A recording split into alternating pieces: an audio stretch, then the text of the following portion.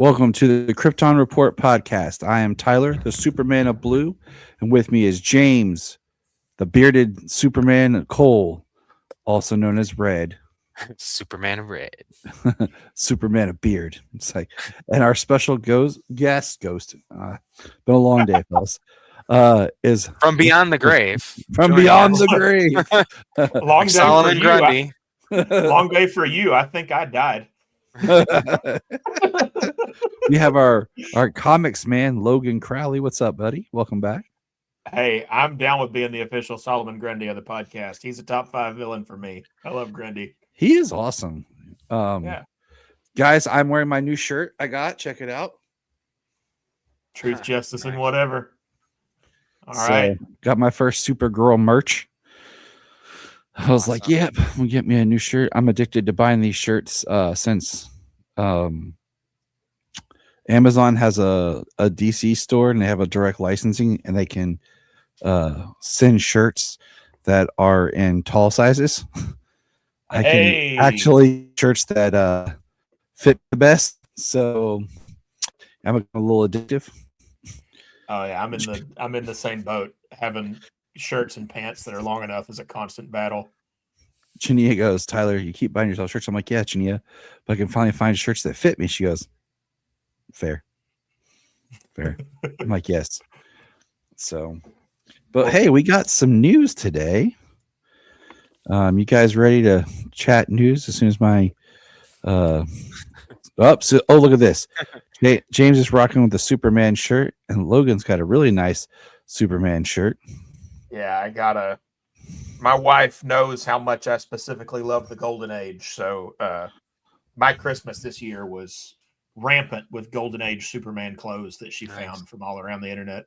This is one That's of awesome. Nice. Looks like he's breaking out of the white space. them. Oh yeah, it's one of the best covers ever. And I don't know how much this is going to show up on camera, but just for me personally, good. that's my favorite version of the Superman symbol. Oh, Except okay. maybe Yeah. the Fleischer one. That might edge it out, but this I feel like this one does the best of looking like an S, but also an alien symbol, which is funny because that was not nearly an idea when this was his chess Yeah. logo in the 40s. They hadn't considered that, but I think this is the best blend that they ever did. That's cool. I can respect that. I like the Fleischer because I like the black, but I've also really gotten. I really like Melissa Benoist's Supergirl symbol a lot too. The way they did it. I like that a lot. I was hoping when they did that on that show that was going to be the Supergirl symbol, like they would brand that as specifically that when she was wearing the S, that's what it looked like. I thought that would have been cool. Yeah, and then they changed it when she changed up. So I like we talked about, James and I talked about this before, like how when merchandise and stuff to make it Supergirl, they'll make it like pink. And I'm like, no, we're just Supergirl everywhere pink. But My all right. wife hates that. What do we got here?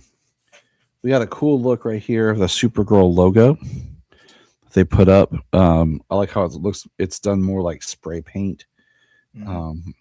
And we got some background actors that were cast, but I'm not too concerned with that. This is exciting. James Gunn posted this picture that says "Back to the Fortress." So this was pretty exciting when he sent that. That makes me very happy. But you know what makes me happy, guys? This is just recent news. Just broke. Don't know if you saw this. Boom. The Man of Tomorrow production is coming back to Cleveland. Hey, So fantastic. here we go again, fellas. Back to good old. Gonna have to make plans to go To- visit while they're shooting. Yeah, I know. Last time I didn't get to. Brad that lives Been there sent me photos and talking about stuff, and we all applied to be extras, and we didn't get it. But we'll try again. Let's see. You got to here. find some way to work into the application. Like, I have one of the longest running Superman podcasts on the internet. That's true. Mhm. Hey, continual. Okay, Yeah. I don't take breaks. And I'm planning up to 2030 right now. That sounded like you were going into a wrestling promo. Like, Yeah. I don't take breaks. Day in, day out, in this ring, on this mic. Right? For I'm real. right here, right now. Who's coming? Oh my God. It's Case Aiken with a steel chair. Anthony Desiato drops down from the rafters with a bat.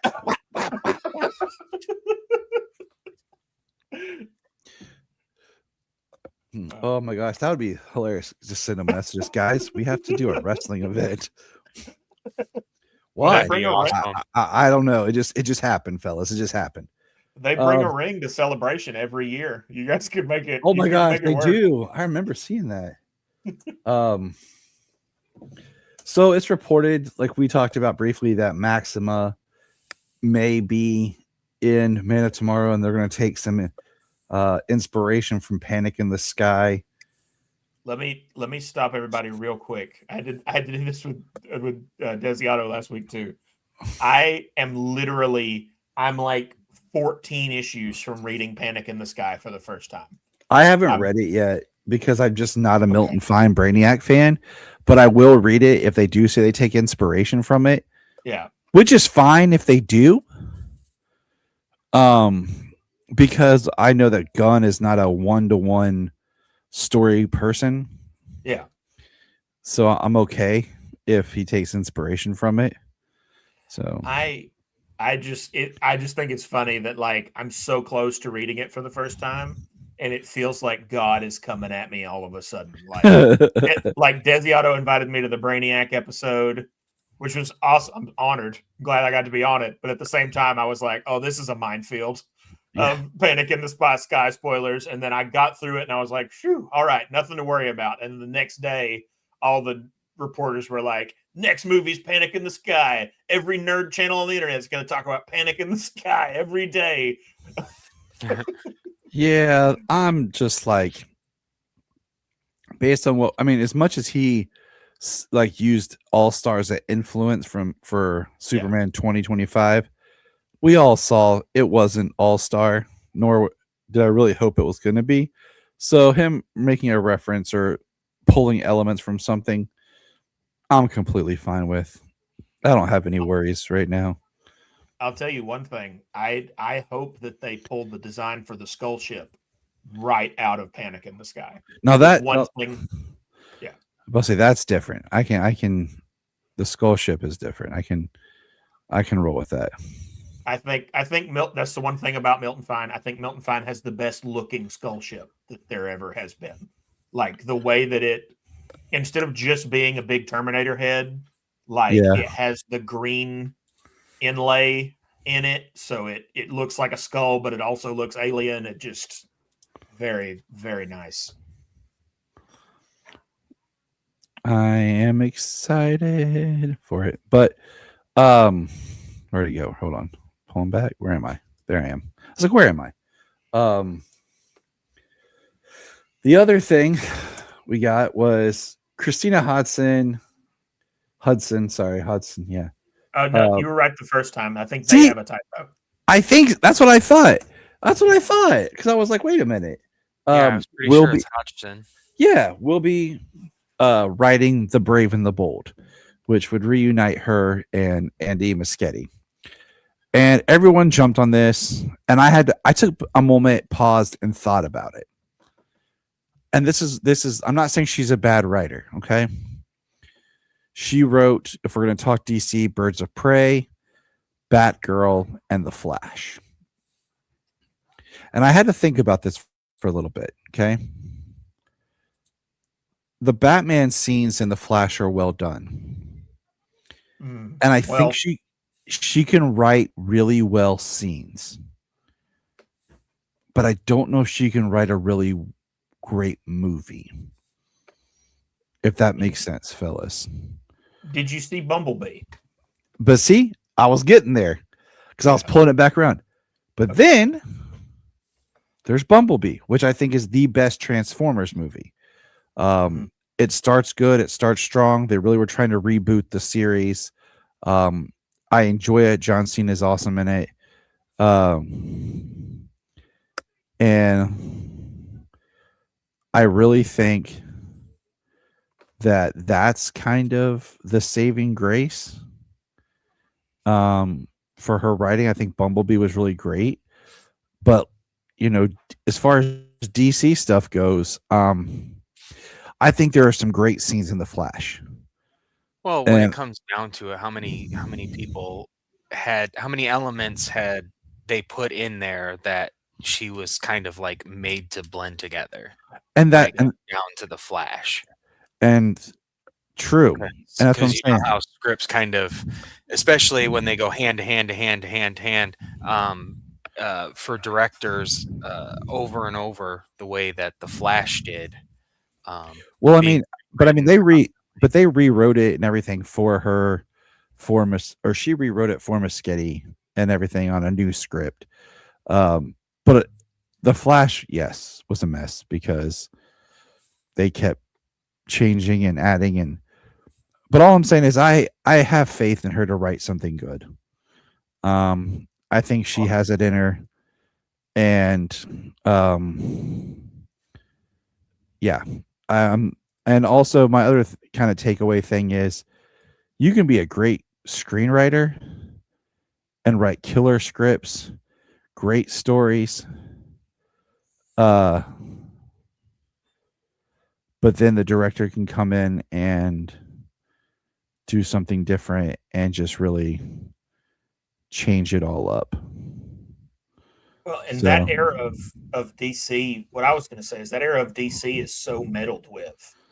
Like, yeah, we know that the Flash had to have, she wrote that first version of the script, but we know that it had to have huge revisions from even what that was because of all the different scenes that Michael Keaton and George Clooney and Ben Affleck and Jason Momoa filmed that weren't in the movie. Nicolas Cage filmed a whole appearance scene as Superman.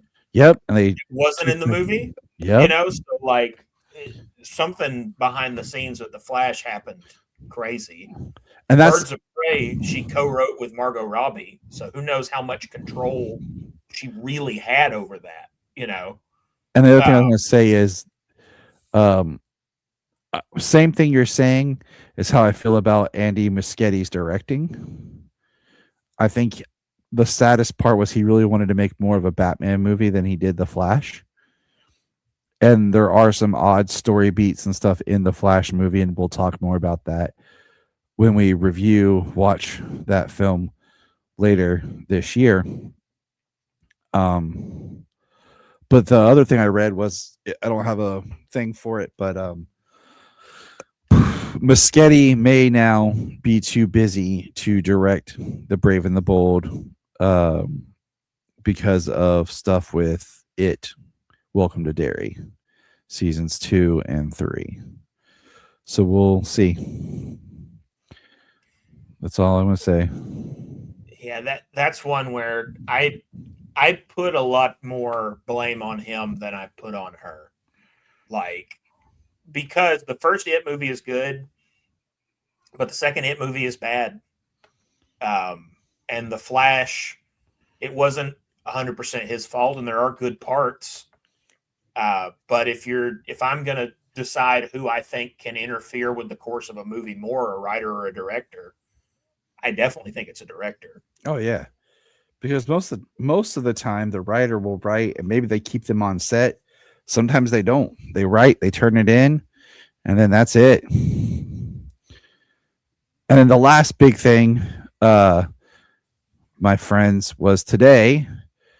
Out of nowhere, we got a TV spot trailerish thing for Supergirl with our first real reveal of Mr. Cole. Would you like to present the information? We got full images and a 30-second trailer featuring Lobo, Jason Momoa's Lobo. We saw him on his bike. We get a distant shot. Let's see here. Right here is kind of the shots that we get. A distant shot of him on the bike with a cigar, a medium shot, a close up. So we actually got a couple today. So there was the initial one, which these images primarily come from, which Jason Momoa and James Gunn revealed, and it said, uh, you know, any words about being Lobo, and he said, finally, and then they did that cut, and then DC also released a 30-second Supergirl trailer that featured all those shots plus him like riding the bike through people and using the hook to like trip people up or something. Yep. That's what I was getting to. But James was so excited. Also, there's Lobo merch available now on Superman's site and on DC's site. And then the last thing with Lobo is they released a poster. And this is what I call he looks like the lost member of Kiss. I mean, maybe not even the lost member. That just looks like Gene Simmons if you pick the right era. Because the boots is what sells it for the Kiss for me. Oh yeah. Well, the boots, the hair, like that's some real '80s hair he's got going on. So, but yeah, and I made a joke to our friend Brad that I have one more thing. I was like, I wonder, like, he said, I think they'll have a Lobo movie, and I was like, dude, Gunn hinted at a secret, unannounced DC project. I was like, bro, I wouldn't even be surprised if they just were going ahead and already filming it and surprising us next year with like Lobo releases next fall or something. Like they just went ahead and shot it. Like, while they had Momoa on, said like, hey, you're already here. Let's just start shooting it. Right. We'll surprise bounty hunter story. Yeah, so I feel like we'll surprise everybody. That'd be pretty awesome. It would be. That's what I'm saying. Like, it would not surprise me one bit. One bit. But yeah, I feel like this is just to test the waters, and then they'll do a hard R-rated Lobo movie. So, I mean, it's kind of inevitable, right? Yeah, I mean, I think so. I mean, maybe it won't be a movie. Maybe it'll be. I Like was say pitch it as an HBO show. Yeah, would it be an HBO show or be a Netflix show? I'm kind of want to wonder how they're going to do shows, like if they're going to pull it back a little or just because of the shift and see what happens. Well, even if that stuff were to go through, it wouldn't even be until like late next year, isn't it? Wasn't it something like third quarter? It couldn't even be possible until at least like the third quarter of 2027. I don't know, dude. They keep changing because of how the laws and things work with those types of massive purchases and mergers. It sounds about right. The last thing I have of note is James Gunn did release that you could read the final shooting script for Superman, and I started it. And I highlighted this part real quick. Let me just read this for you, my friends. Second scene shot, exterior of the Fortress of Solitude. Day. Krypto cheerfully drags Superman past the corpses of gigantic white kaijus covered in fur, spattered over a few 100-yard radius around the fortress. Superman says, Krypto, you need to stop killing abominable snowmans.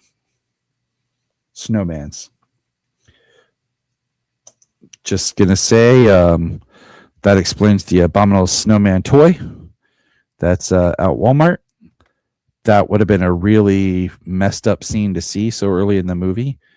I'm glad that they did not film that. I think they filmed. I wouldn't be surprised if they filmed it. There's a number of scenes that they've talked about that ended up on the cutting room floor that I think were sort of the impulses James Gunn has that we were all worried about. Yeah, that he filmed and then had the presence of mind to take out. That was one. There's one where Lex makes Vasily Gurkos roll around in Molly's blood to soak it up before it gets on his shoes. That I'm glad wasn't in the movie. Yeah. That would have really I would not have enjoyed them making it. I thought that scene was amazing, Yeah, it was very well done. and I think making a joke out of it would have ruined it. So good call cutting that. But the one that I hate that they cut. How do you guys are you guys okay with strong language on the pod? Is that you want me to try to We refrain? try not to, but Okay. Well, I won't say it then. But there's a joke that they cut from Guy Gardner. Everybody should try to look up after this. It's a little spicy, but it's pretty funny. all right, word. Okay, we'll look that up. Yeah, my philosophy is if I'm making a Superman podcast, it should be accessible to everybody, and I want to have something where parents can listen to it with their kids around. I So don't disagree. That's why I just double check first. You never know. in my private language, the way I talk to James off mic, that's different. Right. Yeah, we're pretty filthy off mic. We're just normal people, okay? Yeah. But yeah, I mean, once in a while we'll drop an S bomb, but that's about yeah, it. it happens very rarely. But I just You mean- I like to You make mean my Snyder? yeah. I just like to try to give people something positive and uplifting the way I think Superman should be. Hey, right on, man. But that's all I got news wise. So that's pretty rad is what we got. And I'm gonna keep reading the script. I just started it last night and I wanted to finish it before we recorded. But I didn't, but that was as far as I got. So all right. So today's discussion is we are going to talk about the limited series that came out, which was called the Kryptonite Spectrum. And I'm going to go over here to my handy dandy tablet because that's where I have these books. And Logan, last time you were on here is when you had said that you were enjoying reading the Kryptonite Spectrum. And I think at that time, I think the first 2 issues had dropped. Yeah. So just before we get into it, how do you feel just overall about this story? We'll start with you. And then we'll get into like spoilers and we'll go issue and issue, break it down. So, but just I still really liked it. I felt like the last issue was the weakest issue, which happens sometimes. Endings are hard. I felt like they got a little too wrapped up in the last issue about trying to make sure the comic said something important. So the last issue gets a little like, not really preachy is not the right word, just like kind of stuffy, okay. I can roll with that. Really philosophical and it didn't vibe with the tone that the rest of the series had. And I don't really disagree with anything they were saying. It just it felt like a big tone shift from the very Silver Age tone the rest of it had. And I think that probably happened because clearly the creators of this were hugely inspired by All-Star Superman. Like the visual identity of All-Star Superman is all over this. I think there's a lot of casual comic fans who, if they picked this up, wouldn't even realize this wasn't Frank Whiteley. It's that close. And so I think they felt beholden because of that to try to make it like a message piece in the 11th hour. But it wasn't necessary. Having said that, the first 5 issues it's 6, right? It's only 5 issues. 5 issues. Okay, so the first 4 issues were some of the most fun I had with comics this year. It really captured the feeling of Silver Age, kind of Otto Bender, Al Plastino Superman comics, while still feeling new. It didn't have a stuffy, old, antique feeling to it. It still felt like a new comic, but it had that vibe and that energy, and I really enjoyed that. Okay, James, your thoughts? I really enjoyed it. You had said that we were going to talk about it as a whole, so I actually held off on reading it, so I didn't read it as it came out. I read all 5 issues in the last 2 days. Yeah. And yeah, I really enjoyed it. It's absolutely inspired by All-Star Superman. Um, but yeah, the art definitely feels that way. The writing is also very laborious from time to time. A lot of super science. A lot of I'm pretty sure somebody had to use a thesaurus when they were writing some of this stuff. Mhm. Yeah. Yeah. Yeah, um, very eloquent speech, but it was yeah, very Silver Age. I had a really good time reading it. And yeah, for the most part, I pretty much liked each issue. It took a little turn uh, in the format as I was expecting it, but I had a good time with it. Okay. I'm gonna say I really was enjoying the first 3 issues. In the first 3 issues, I was like, man, this is another example where this story could have easily been in continuity. This could have been something that they used. And then the last 2 changed.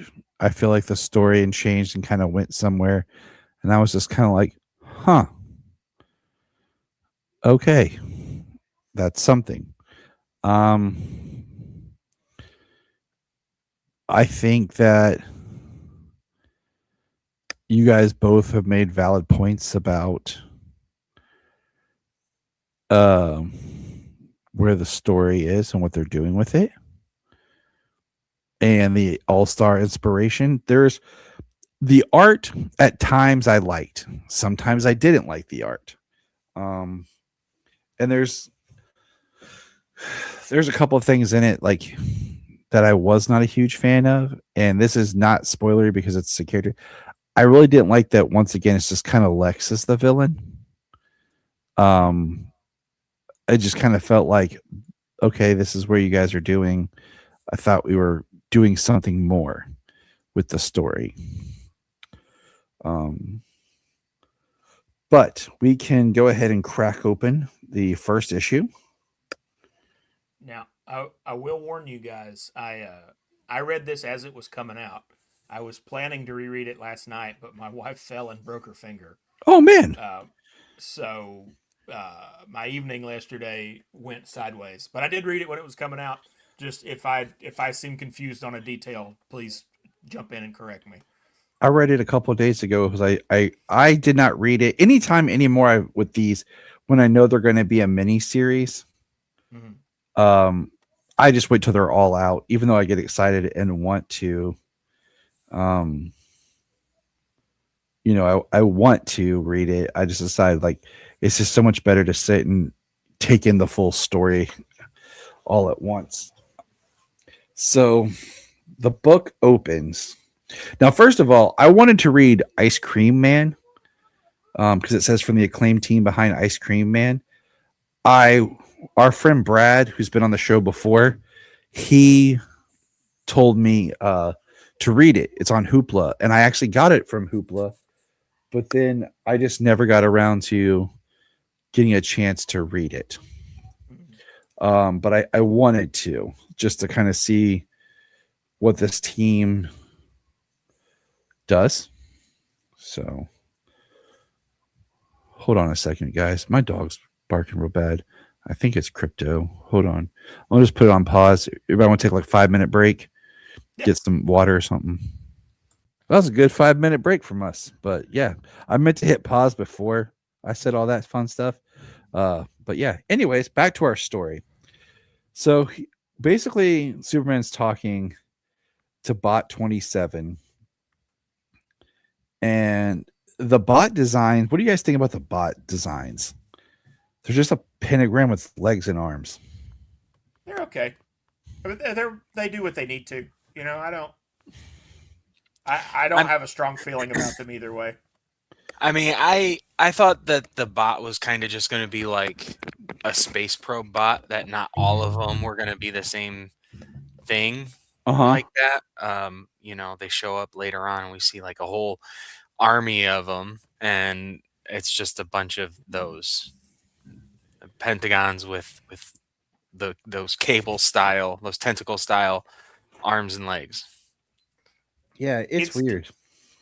It's definitely not going to be my go-to Superman robot design, but a lot of this is kind of one thing I do really like about this is a lot of it is bringing back the very like kid aesthetic of Superman that he really has lost since the Byrne reboot. You know, if you go back to the Silver Age stuff, a lot of the rocket design and the robots design and stuff, it's very clearly like a childish for children kind of look that they were going for. And I don't want that for Superman all the time, but in you know, every now and again little bites like this, I thought it was a neat pull. But no, that wouldn't be my pick for Superman robot design. Okay, I get you. Me too, but because it does, I can definitely see where the kid aesthetic comes from. All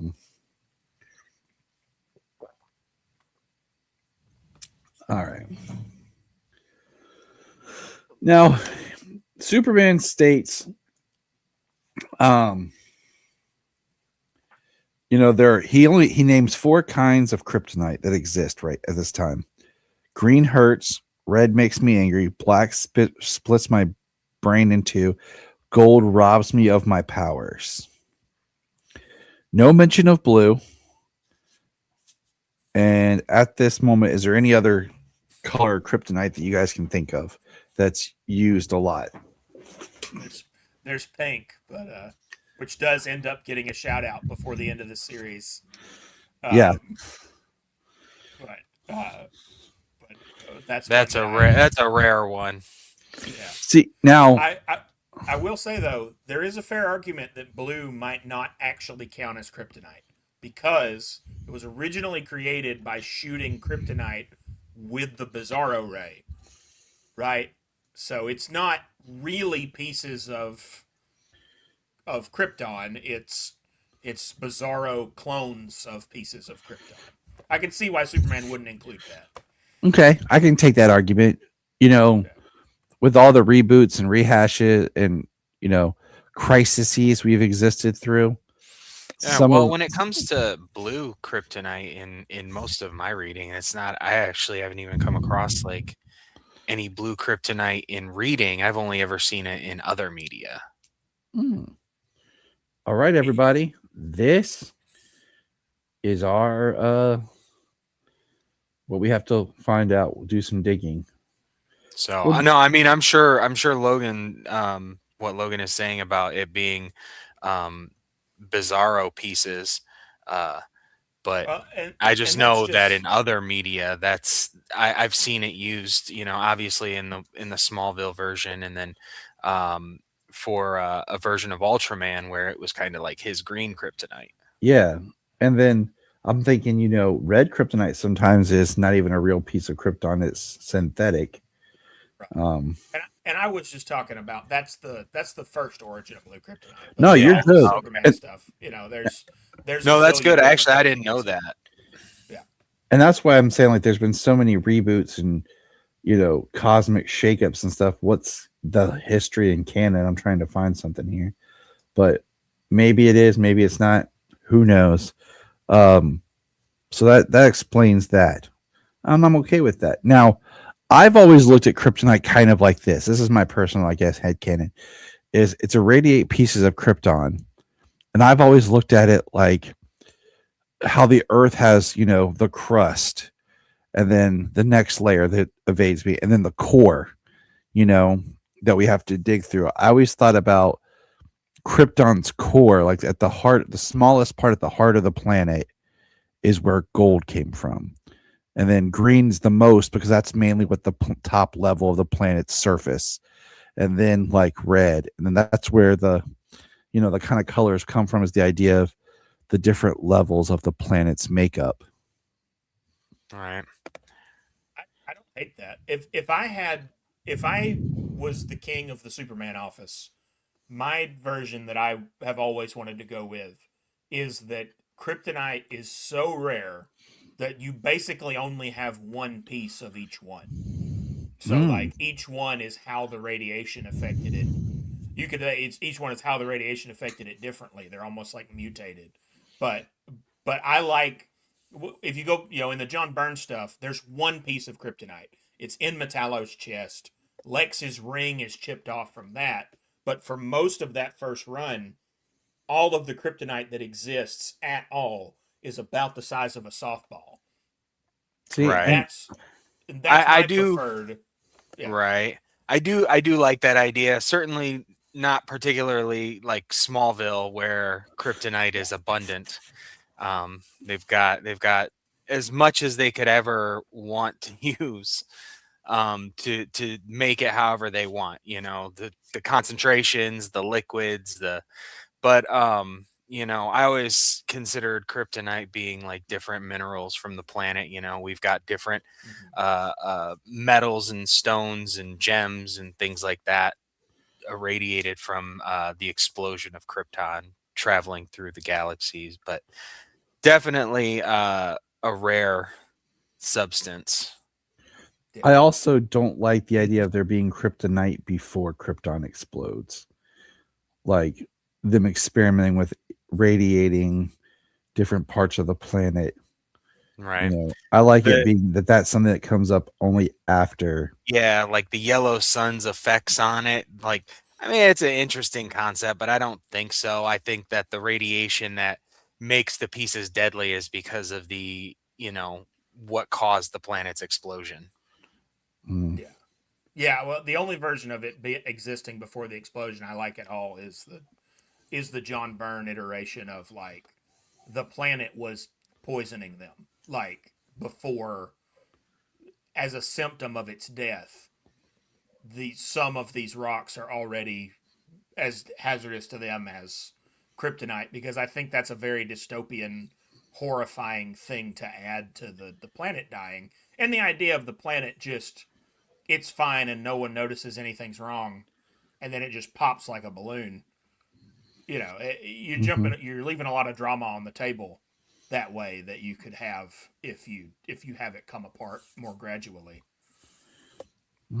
See, now we're talking because that gets us to, the idea is he finds new colors of kryptonite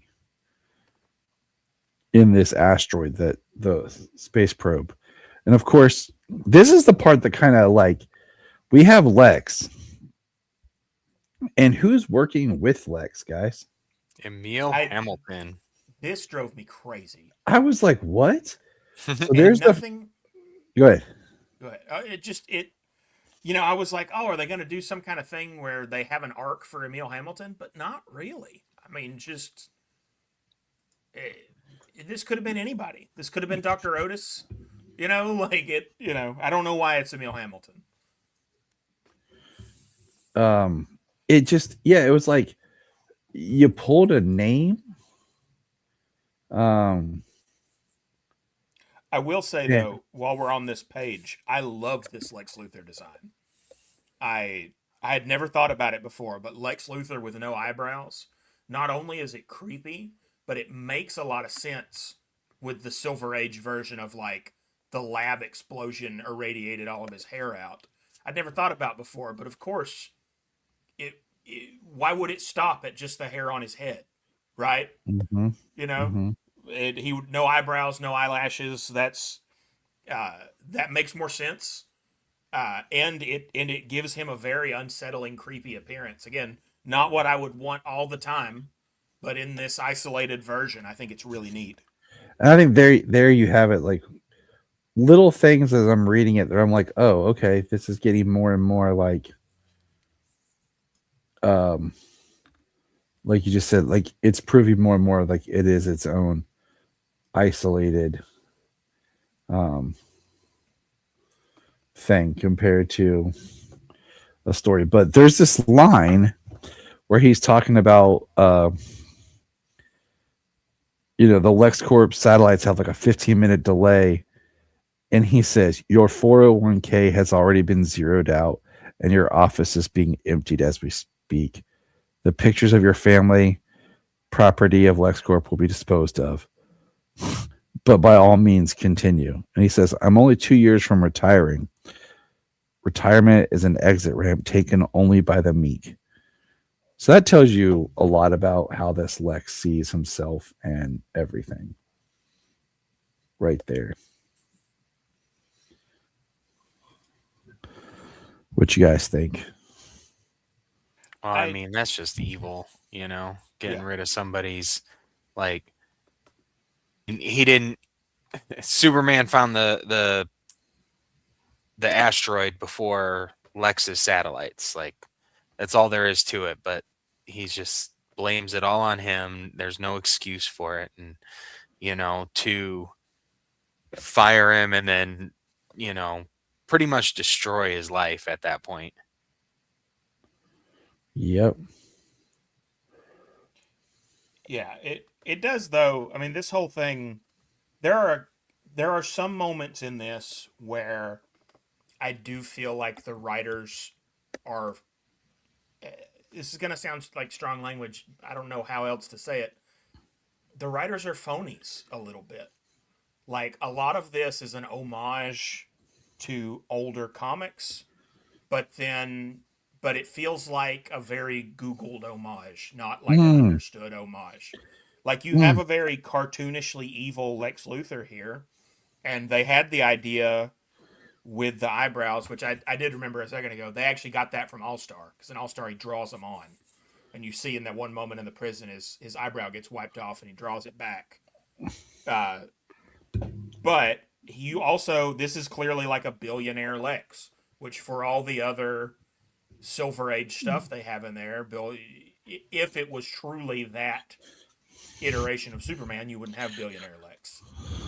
Sure. That isn't to say you can't choose that as a choice, but there's just lots of little stuff throughout where, like, they kind of know a lot of surface level stuff about retro Superman, but they don't seem interested in the more, deep cut things about retro Superman.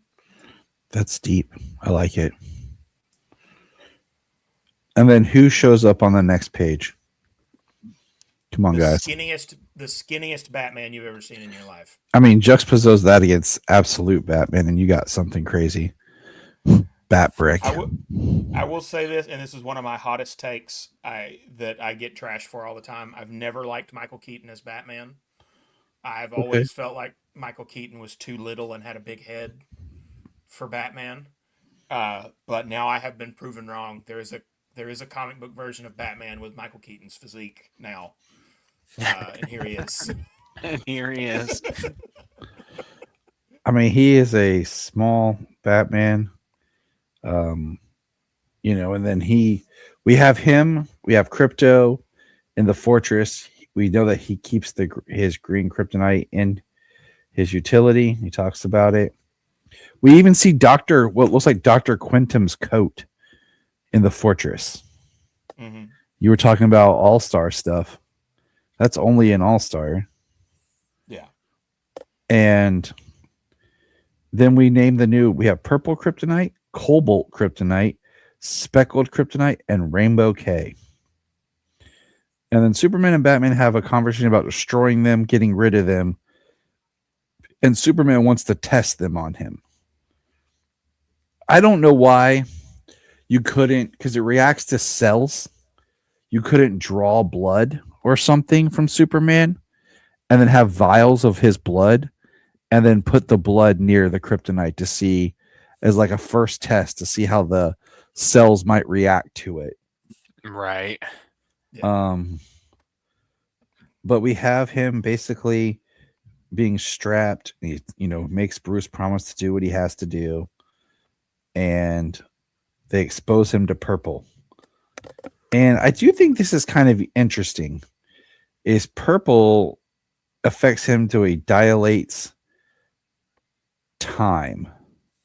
So he's experiencing things I can't even say it. Linear. Not in a line. I cannot say it. Wow. I am tongue tied for literally.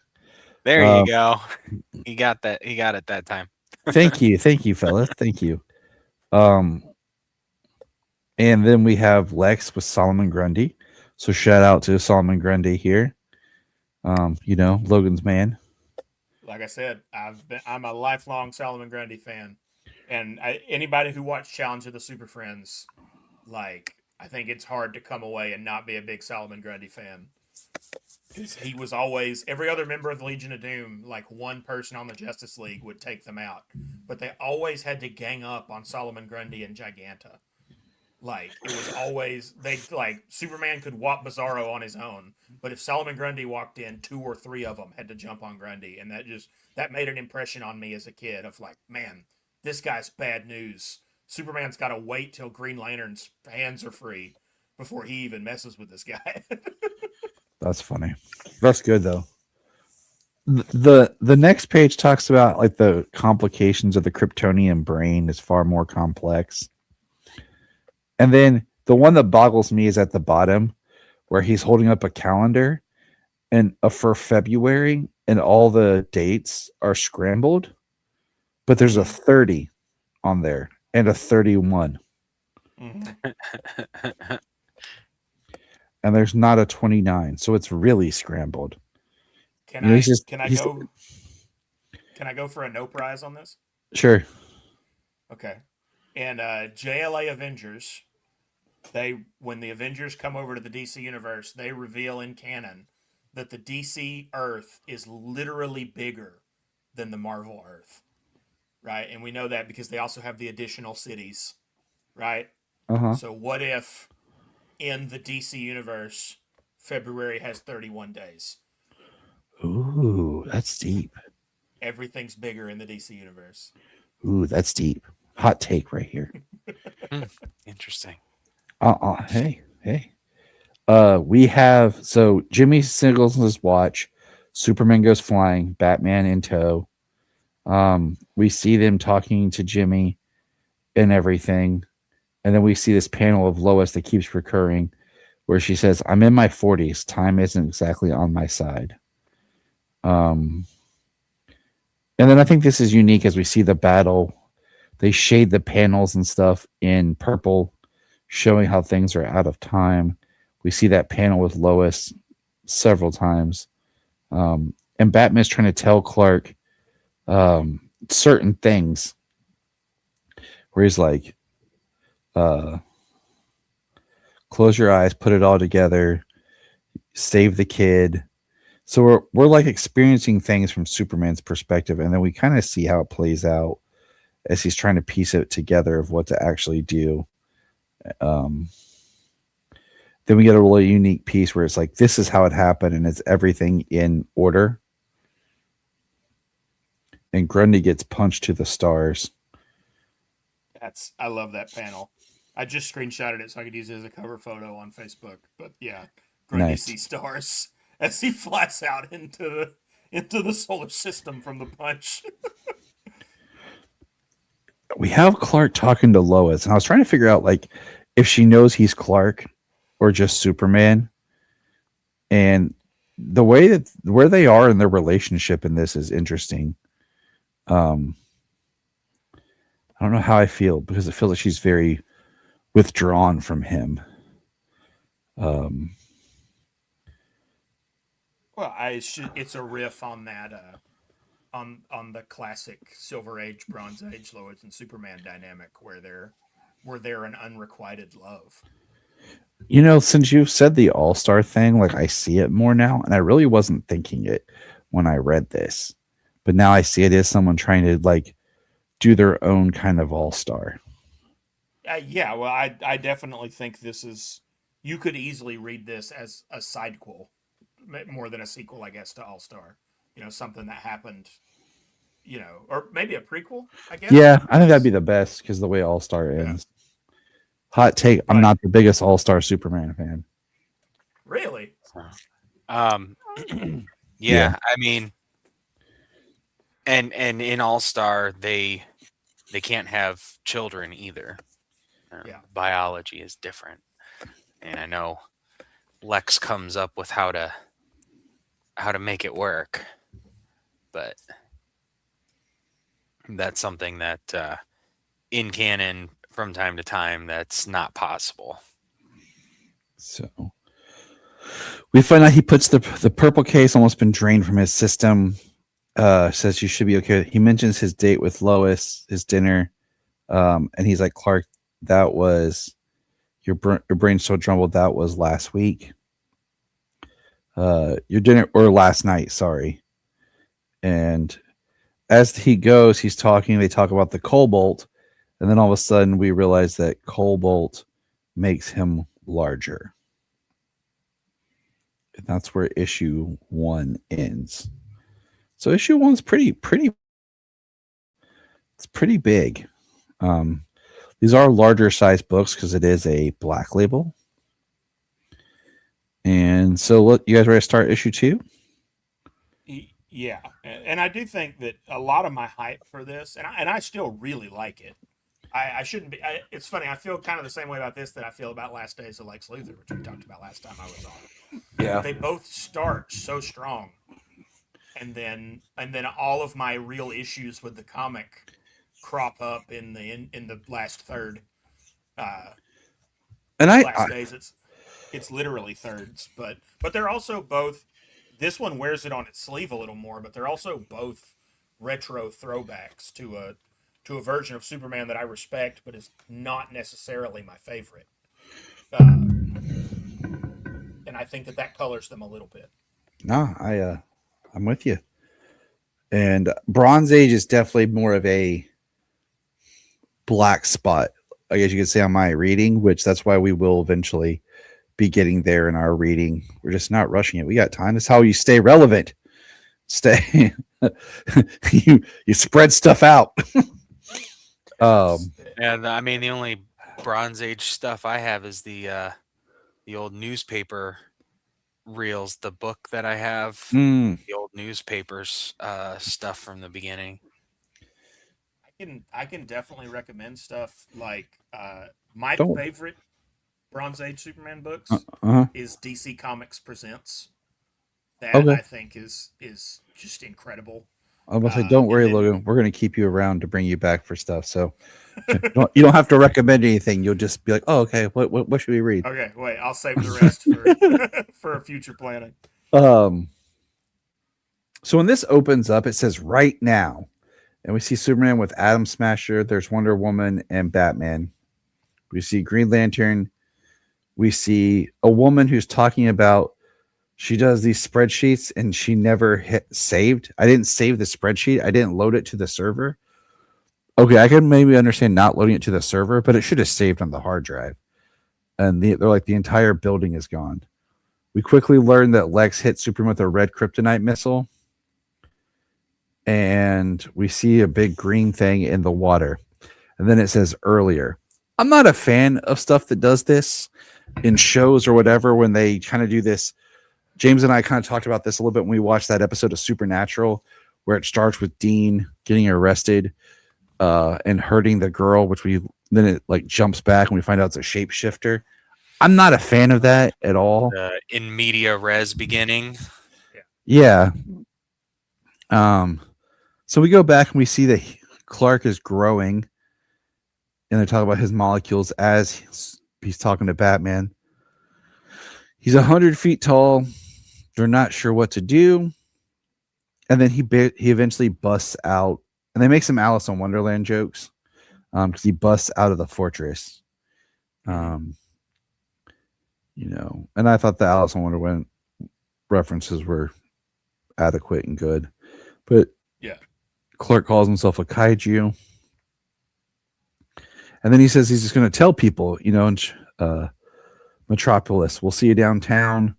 I'll let people know what's going on. They'll be okay with it.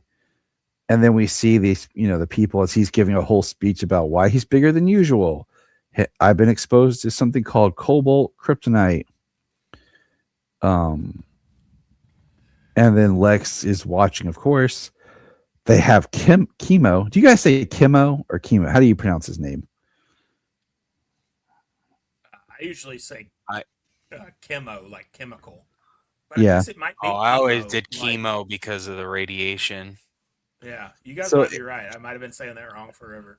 or it's one of those like me and Desiato talked about the whole like Lana versus Lana and Cara like and Kara. yeah, and that one too. So And the all-time Mixelplick, Mixius Pitlick, uh, which is one that irks me because people love to correct each other on that, largely because the animated series. But if you go back to the Golden Age stuff, they used to move, like, the whole point of the name is that you're not supposed to be able to say it out loud.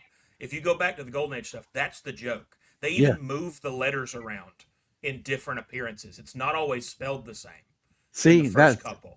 that's one of those like it's a made up name. Like so I don't Yeah. ever argue. The one that gets me is I've always said Hippolyta. And then I've heard Some people say say Hippolyta. yes. And We that's were. one that like, ooh, that one I don't know why just I hate it. I hate Hippolyta. It it just drives me sounds bad, crazy. like hippos in there. Yeah. Like it just You know what's funny about we? This is a tangent, but I think it's worth it. We were so close to Hippolyta as a girl name when we were picking names for babies. We yeah. were locked in for a week. Hippolyta May was gonna be the name, and then we Mm. told my mom, and my mom looked at me and she goes, "You know, any kid of yours is gonna be pretty big." And I was like, "Yeah," and she goes, "You know, the first 5 letters of that name is Hippo, right?" And I just took all the air out of me. I was like, "Oh no, I can't send a kid to public school Yep. It's with I that." told when Jenny and I were trying to name our kids, we'd bring up a name and I'd think of all the ways to make fun of it. And she's like, Tyler. Yeah, I'm like, look, you gotta. you got to. I wanted to name one of our pregnancies we had. I wanted to name our daughter Feora. I was like, Oh, and it would have been sweet if we had, because then James wins. Yes, we know, James, you won with Laura. I did get an Allura, yes. well, I've told you guys what my son's gonna be named, right?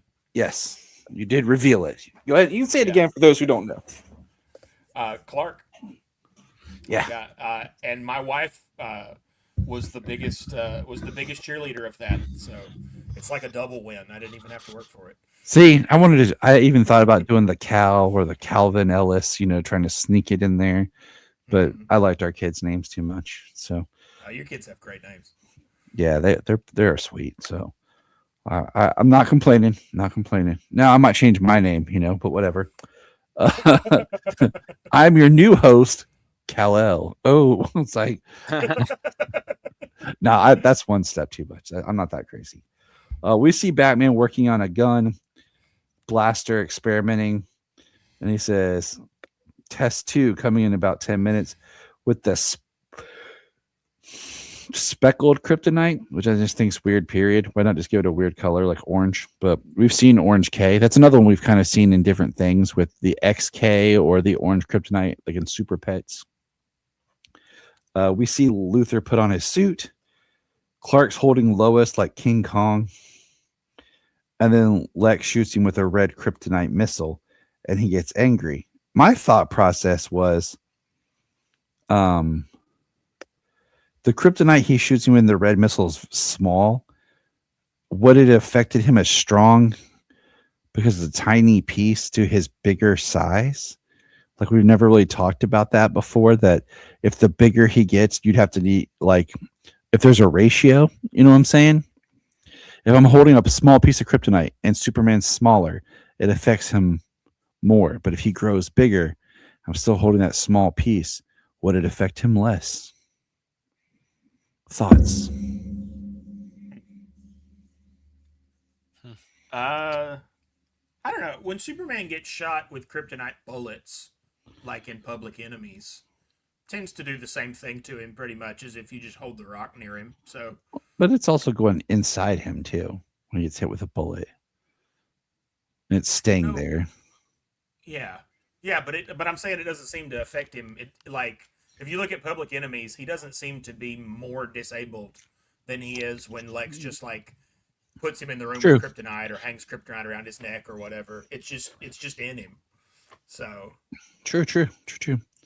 I mean, he does walk the whole way. He doesn't even get it out until they get back to the cave. he's So even cracking jokes.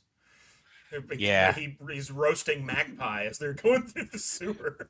I love that stuff. I love Jeff Loeb's writing for Batman and Superman. I half agree with that. I love Jeff Loeb's writing for Superman. I love Jeff Loeb's writing for Batman on the 2 Tim Sale books. Jeff Loeb's writing for like in continuity Batman stuff. I have some beefs. Okay, I was talking about just that book, but yeah, I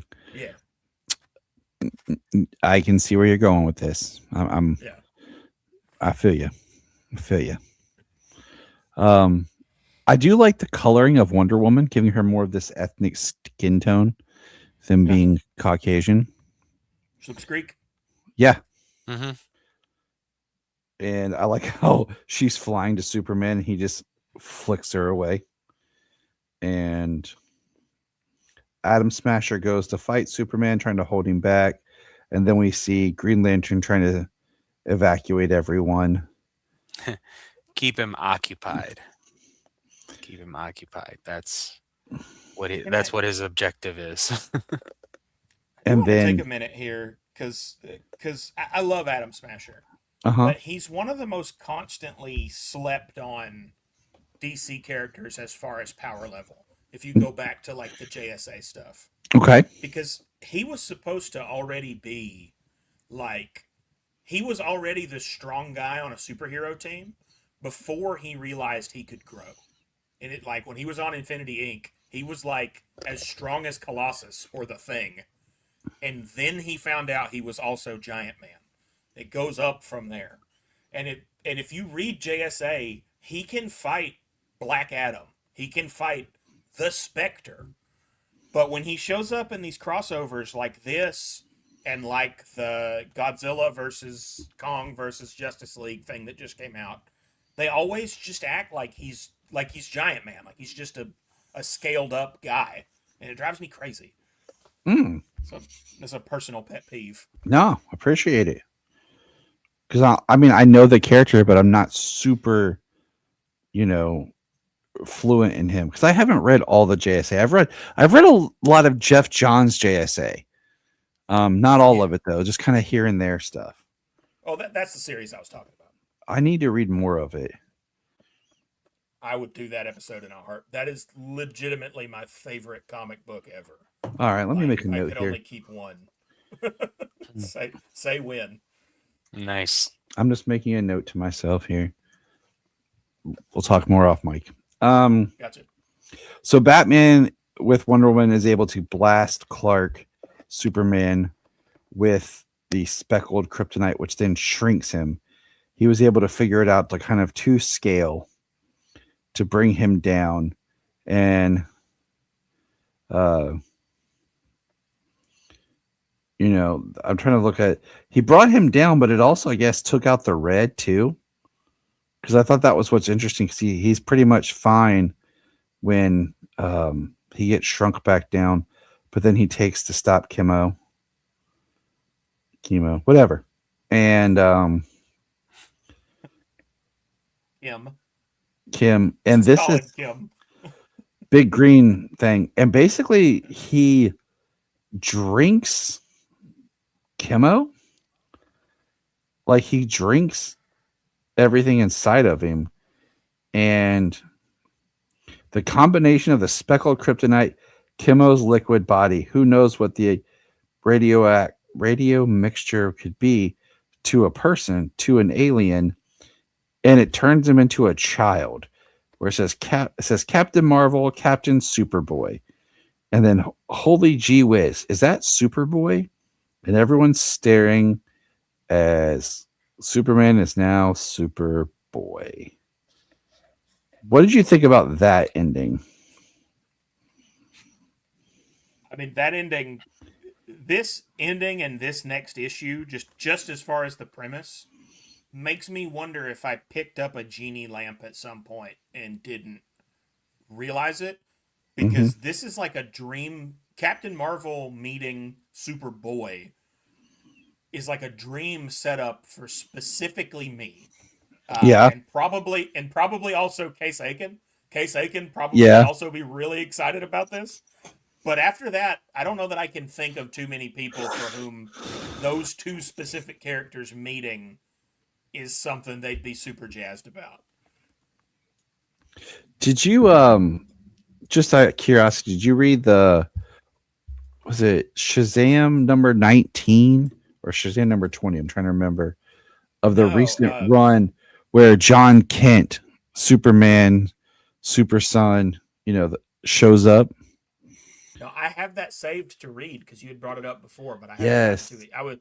I was waiting to see if you were going to do an episode on it. I was kind of saving it for that. I just kind of commented on it when I had a little rant about we have a problem with John Kent of just the things that they're doing with him. They don't know what to do. But just read that and then we'll get back to Okay. It's a good issue. Because I really wish they would have made that more. Yeah. And got into it. But so this is fun. It starts, and there's even like an Easter egg in the back. We have Wiz Comics. It looks like it has the Captain or Captain. I mean, he's calling himself Captain Marvel. First of all, let's throw that out there. Mm-hmm. That in itself is a throwback.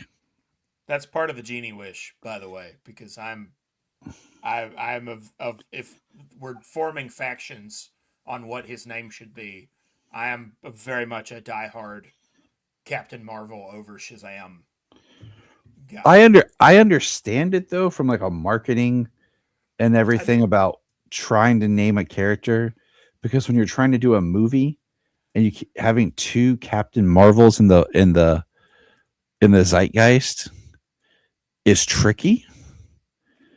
To promote and to try to like trademark. So I get why they went with Shazam. But I prefer Captain Marvel, but I definitely get what they're stuck with.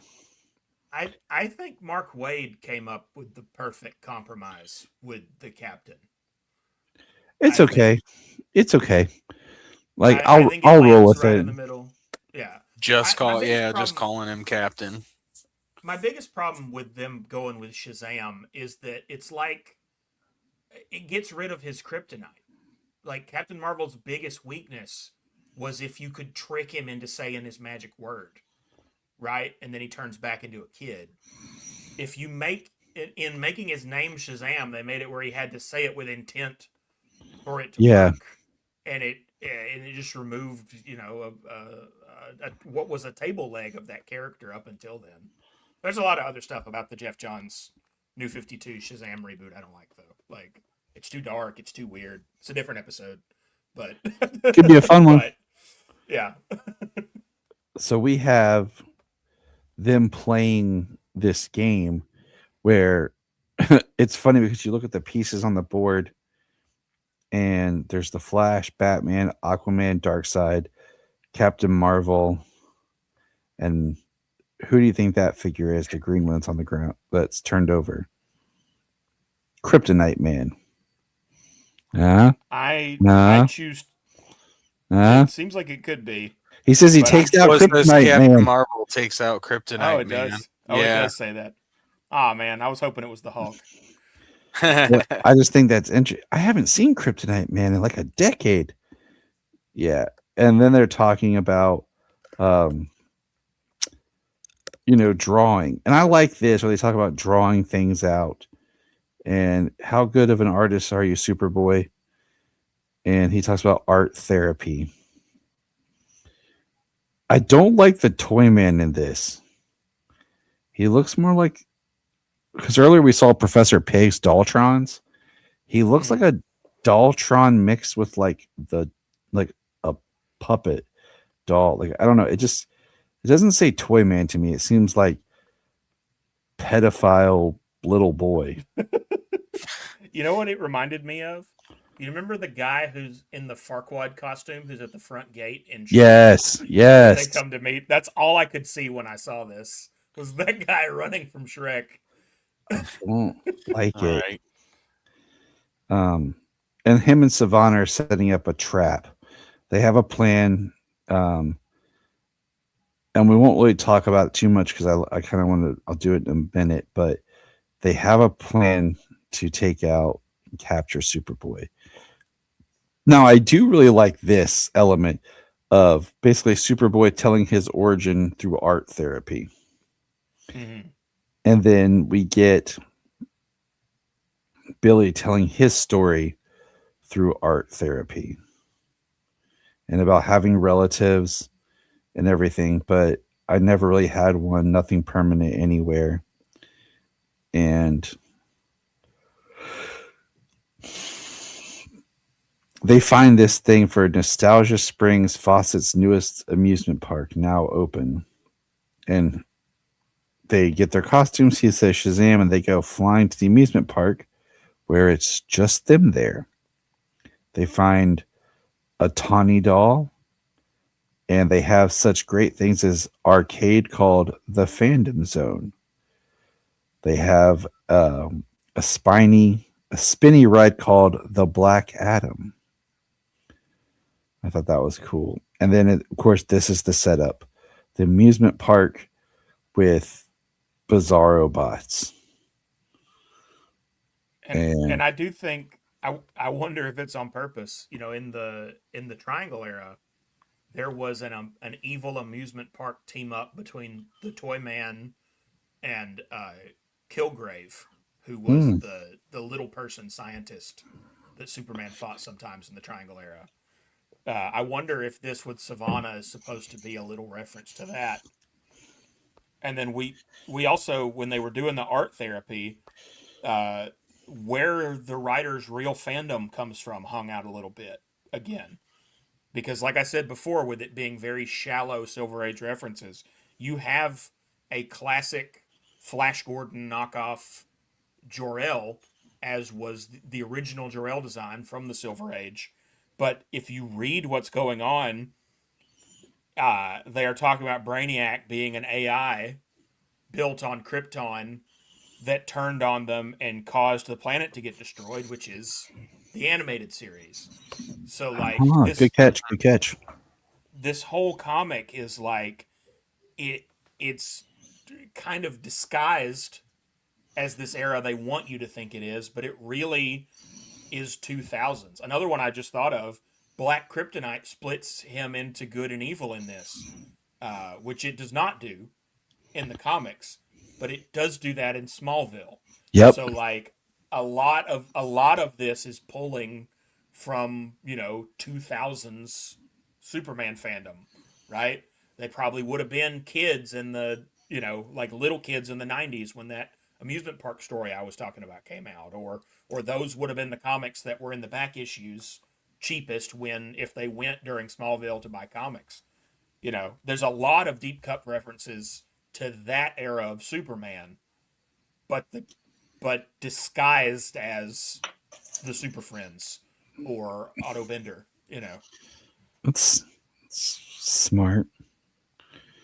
It's very wise of you to point out these things. See, this is why we keep you around for the vast comic book knowledge that we don't have. It's like one of those things. Like I am humbled to say, like I don't know everything. Okay, I like to read um, a lot of comics, but there's always more than what I can read. And so I'm never claiming to know everything about it. I do watch a lot of stuff though. Um, Well, I got to cheat. My dad, when I was a kid, he was a pro wrestler. He was a traveling pro wrestler, and when he was in town, he worked at the Fantasy Factory, which is the comic shop that's still my local comic shop. So that was the first memories I have. That was his situation. So I spent more time in that era at the Fantasy Factory than I spent at my house. I learned to read reading comics, and the reason I'm so partial to Superboy, and the reason that unlike a lot of other people who started on Byrne Triangle era Superman, I don't have a problem with Superboy, is because the first Superman stuff I was reading, I was 5 or 6 years old, alternating between the mullet Superman stuff that was kind of new, right? mhm. And the reprint, and not reprints, but the old back issue Superboy comics that were in the box. The cheaper ones of those I was allowed to read as long as I was really careful with them. and put them right back in the box. So I got kind of an unfair leg up in that regard of things. Yeah, we love it. We love it. It is kind of cool though. Lucky. It was a pretty neat time. I'd bring it up every time I'm in there that I used to take naps under the long box table. Like I would stack up the long boxes that were under the table around me to make a little wall so the customers couldn't see me, and then I'd just sleep on the floor under the long box table. But every once in a while, somebody would really get to digging, and they'd pull out a long box and just find a comatose kid down there. I found a child. There's a kid in here. Report. That's funny. That's awesome, though. Yeah, it was a cool time. It was a cool way to grow up. And it was neat to have, like, I got all the perks of having a nerdy dad, but I never had to argue about whose dad could beat up whose dad, because my dad was 6'3", 500 pounds, but had so much muscle on him he could do a cartwheel, like hitting up your dad wins. chairs and yeah, like he Your was a dad bear. wins. I'll text you guys a picture after the show, but yeah, for real. he was a monster. That's cool though. Just that whole story. Thank you for sharing. In the book, Lois is goes to Lex's office and trying to get him arrested, and the guards are I can't tell if they're police or just guards. They're like, why? How can we arrest him? And Lex basically spins it that he helped stop an out of control Superman who was doing property damage and damaging the system, and everything. So, Lex is being slimy. We got Batman in the Batcave working on stuff, and he's looking at the rainbow kryptonite,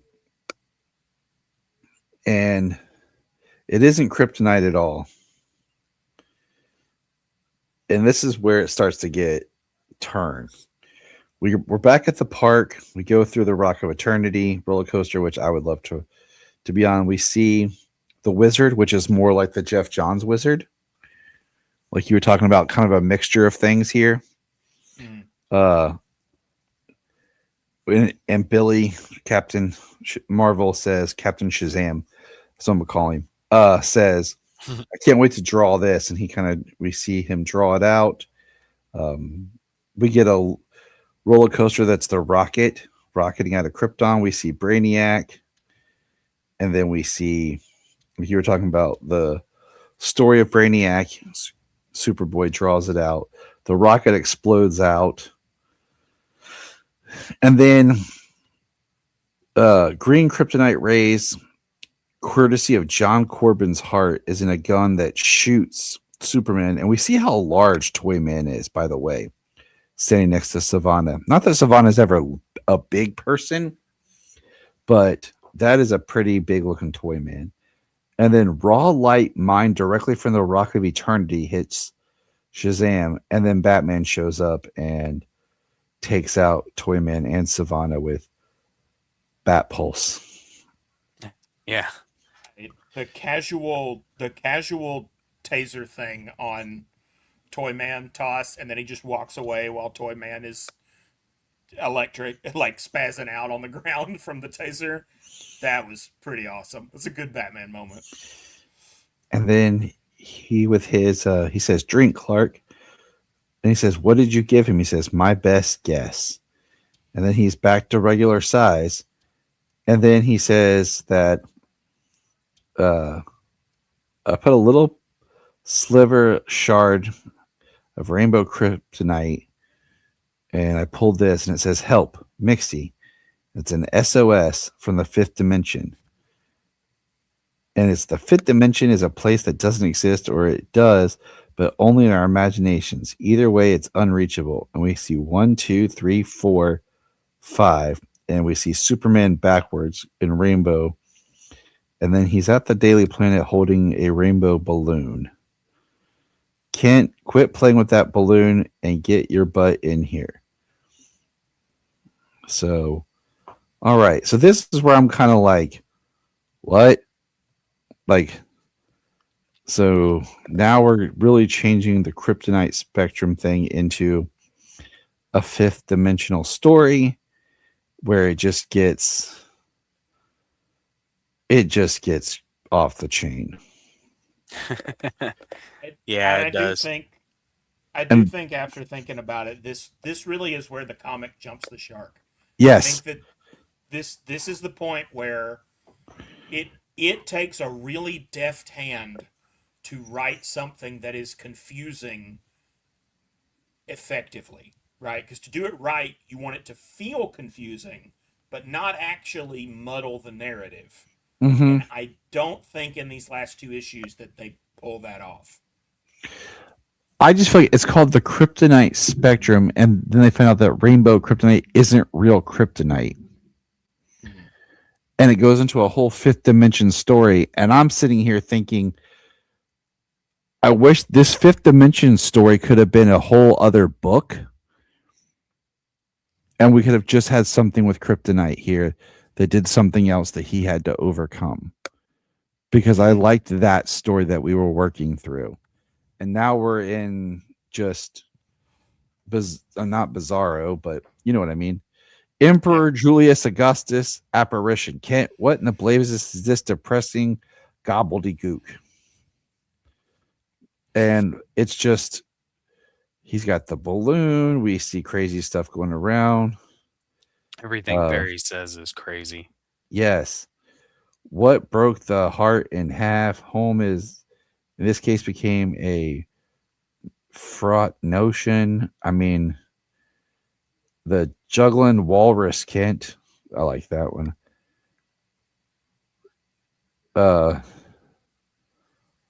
He says, I asked for 800 words on the god awful infestation that's overtaking Metropolis.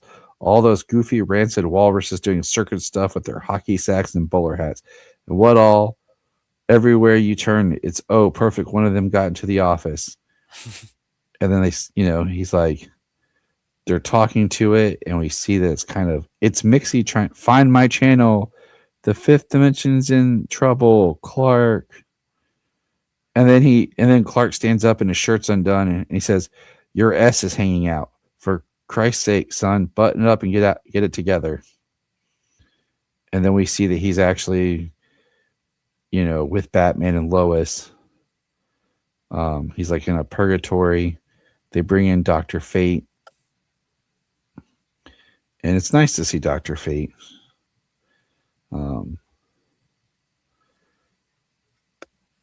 And he says the Kryptonian will die. Superman is trapped in an imperial dimension. It's like Looking Glass analog. And then we see Clark moving around. We see people that we've met before early in this story. But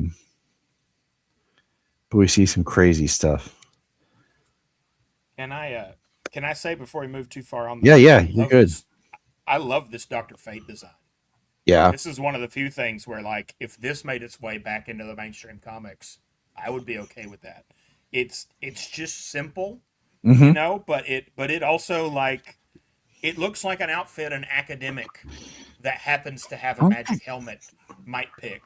Yeah. Instead of a skin tight leotard, right? Because there's nothing really about the guy who is Dr. Fate that makes him physically impressive.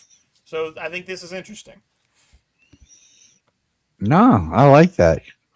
I didn't think of it like that, but yeah.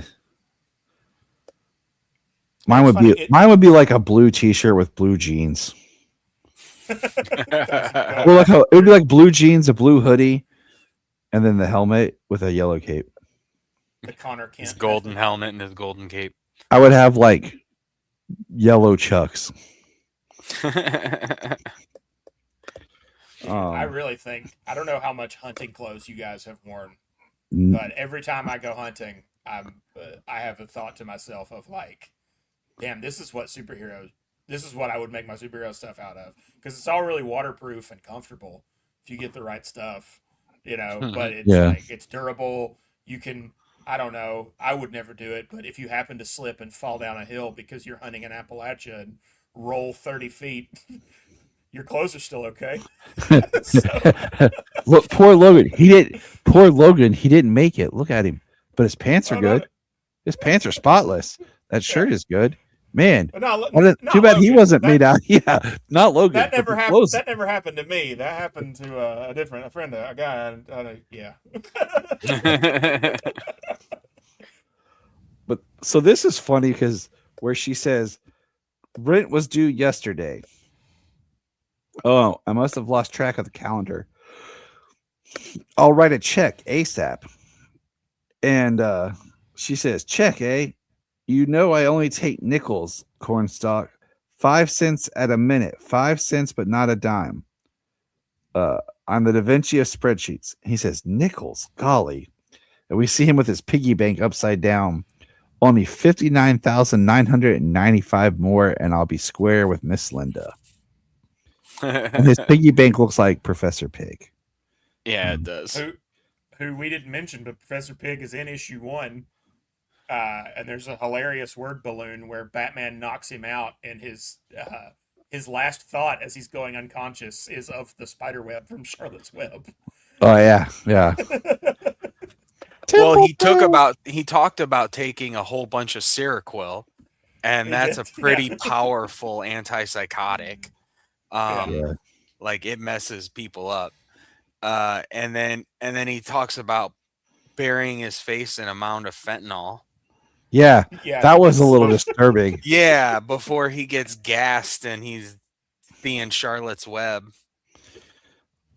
Seems pretty par for the course for that character, though. Right. So we have Mixie jumping out of the TV, and then we cut back to Lex, and we see we have to bring attention to my favorite joke in this whole comic, though. Okay. I didn't remember until just now. Sure. One of the channels that Clark goes to, there is a woman holding 2 sweet potatoes. She says, I don't remember where I got these. I must have yamnesia. I don't think I caught that when I read it the first time. It was a funny pun. I like it. I like the fish food. It says, wake up, Clark. Fate is calling. Yeah. Glub, glub. Glub, glub. All the little clues where he's just missing are fantastic. Mixie says, go to channel 5, will you? And he goes, this is channel 3, dummy, go up 2. And then that's when Mixie's able to get out. When we're with Lex and Dr. Dr. Hamilton. Yeah, I was like, why did I just freeze? It's funny because we see all the new colors. Rainbow, prism. He's talking about them. He's the purple, the cobalt, the gold, and he's hooking them all up. And he's trying to, do something, right? We have subject 2, Clay Ramsey, a dispensable nobody, the perfect candidate for my refined approach. K incubation. He says, will it hurt? Not at all. You have my word. Regrettably, Ramsey's liver exploded during the process, and his collarbones grew out of his body in a truly horrific case of compound fracture. He says, Ramsey's wife has been calling the front desk every hour demanding information. He says, tell her the truth, doctor. Her spouse was nobly sacrificed to history in the name of Homo sapien preservation. He died a grotesque hero and inspired our final unimpeachable abortion protocol. Yeah, that just shows how much Lex is really doesn't care. These are important Easter eggs here too, because on the last page, K. Russell Abernathy, who he's talking about, that is the Kryptonite Man from the Kurt Busiek Superman run after Infinite Crisis. I knew I recognized that name, and I could not think about it. I couldn't. And Clay Ramsey is the New 52 Kryptonite Man.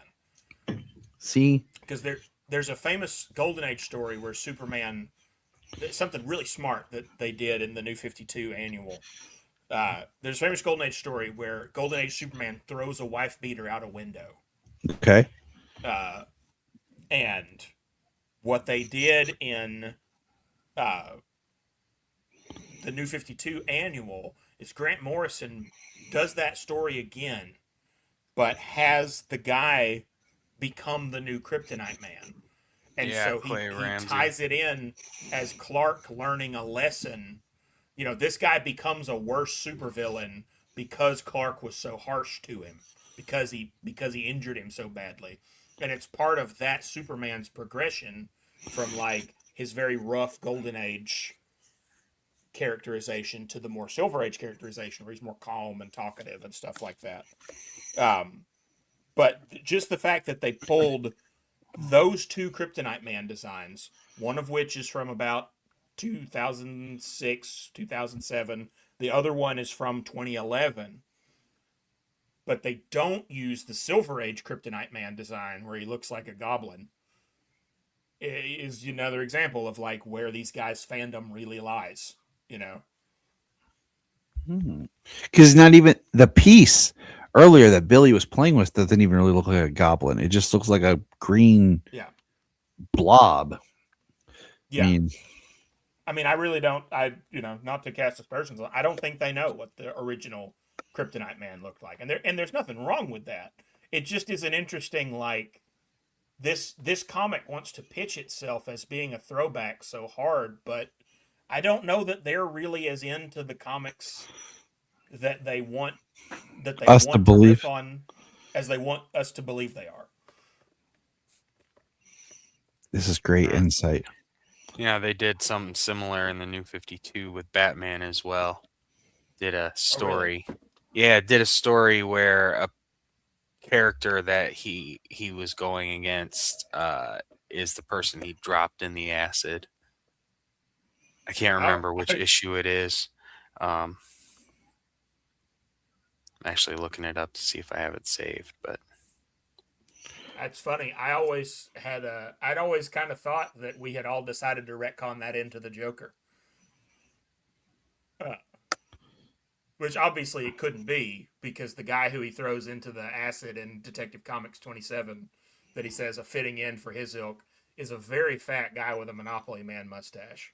Yeah. But I definitely think that that's where Alan Moore got the idea in the Killing Joke for Batman to throw somebody into that chemical vat. Yeah. So it's interesting that they've riffed on that more than once. That's a good call. Because I'll be talking about 3 Jokers with a friend here soon. That's another point to bring up as we discuss that. That is, Jeff Johns is my favorite writer, but we've managed to hit both of my least favorite Jeff Johns comics on this. Shazam Reboot and 3 Jokers are both. I don't. Even the best cars run out of gas sometimes. The more I read 3 Jokers, the more I like it, but not for what I wanted to like it for. And I think incredible art. Oh yeah, Fabok's art is top notch. Yeah, I think it's Detective Comics number 27. Scott Snyder's 0 year. Yeah, it's his 0 year run. I haven't really read his run in a long time, and I think I might soon. Oh, that is the Joker that he throws into the thing, and the leader of the Red Hood gang. Yeah, in Scott Snyder's it is. I thought so. Yeah. In 0 year, part 1. Because that's Greg Capullo's got that redesign on the leader of the Red Hood gang where his jaw comes out from under the mask, so you can see a little bit of that Joker. I mean, I don't think they explicitly say it's the Joker, but I definitely think that was supposed to be the hint. Mm-hmm.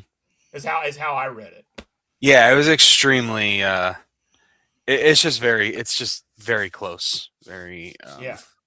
I think they should have brought back the fat guy, Batman's original arch nemesis, fat mustache guy. Whatever. Body representation for all those larger guys, getting a larger guy who's not the Penguin. I'm for it. I was rooting for him. Millionaire jock comes in, beats up this fat dude, and throws him in acid. I feel like he's the hero. That's why they didn't do it. They're like, we can't have him. No, we can't have Batman look What bad. what's Batman? What's Batman beating him up for? Not following the law during Prohibition? Me neither.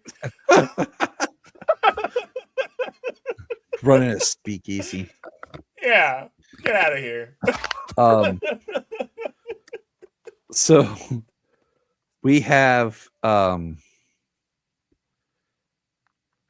basically it's revealed. I don't even know where we're at. Oh well. Lex Luthor cloned himself and made Kryptonite Man. So we have a man of Kryptonite. He's your clone, not a clone. I am Kryptonite Man. Then Mixie, we're back to Mixie. Says Brian Iac is going to destroy all of the fifth dimension. Brainiac? No, Brian Iac. And this is where it goes super crazy. We get first a storyboard part of the story, like drawn early, then Mixie doing like a spreadsheet on Windows. Then we have them like in very block, a cubism, and then we have these different crazy arts of things, Superman turning to spaghetti.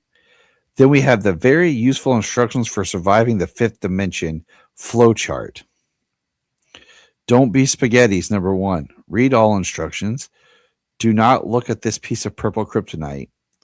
Then follow the pattern. Yep, I thought so. Every hero needs a 5D familiar. Mixie is not your imp. Take a COVID test.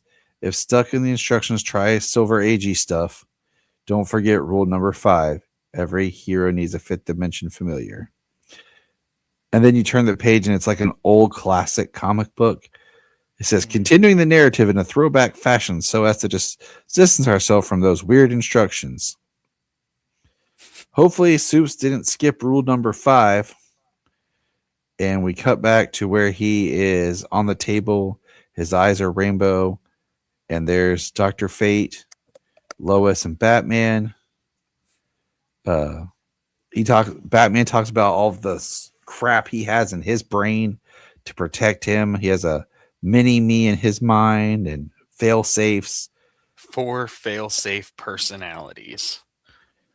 And then Dr. Fate basically pushes Batman to the fifth dimension. I do like the photo, like the where it's him. It's like purple, regular, different live action than sketch of Batman, his cow. And then there's Batmite. And Batmite talks with Superman. He tells him to think. And then we get the great line right here. All kind of throwback with Mixie saying, rule number 5. Rule number 5 says, oh boy, cue the John Williams theme. Because Kal-Elf has been thought into existence. Da, da, da, da, da, da, da, da. And we have Kal-Elf. And I thought at first when I read this, I thought this was the final page because it's just a big splash page. Then I was like, oh, cool. And then I turned and I was like, oh, there's more. And he's like, Yeah. golly, you look just like me. Look how simpatico we are. Quick, what's your favorite type of spaghetti to be? And I'm just like, okay. And then he's like, faster than a locomotive. He turns into a train. It's a bird. It's a plane. It's a bird plane. And then we're back to Lex with Kryptonite Man, which is black, or he's green. He's totally green. And work with me here, guys. We have purple for one hand, cobalt for another, blue for another hand, speckled for his foot. Like, he's supposed to be the different types of kryptonite. And then, of course, he's made of green, but there's no look of red or gold. Like, gold is not even touched in here. Because if he had gold, it would have just took Superman's powers away. And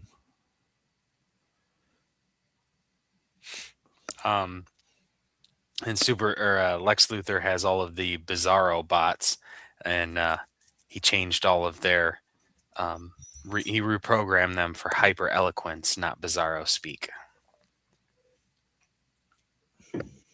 I mean, that makes sense. Which And then Tyler we get would to the be last. very happy about. I am very happy about.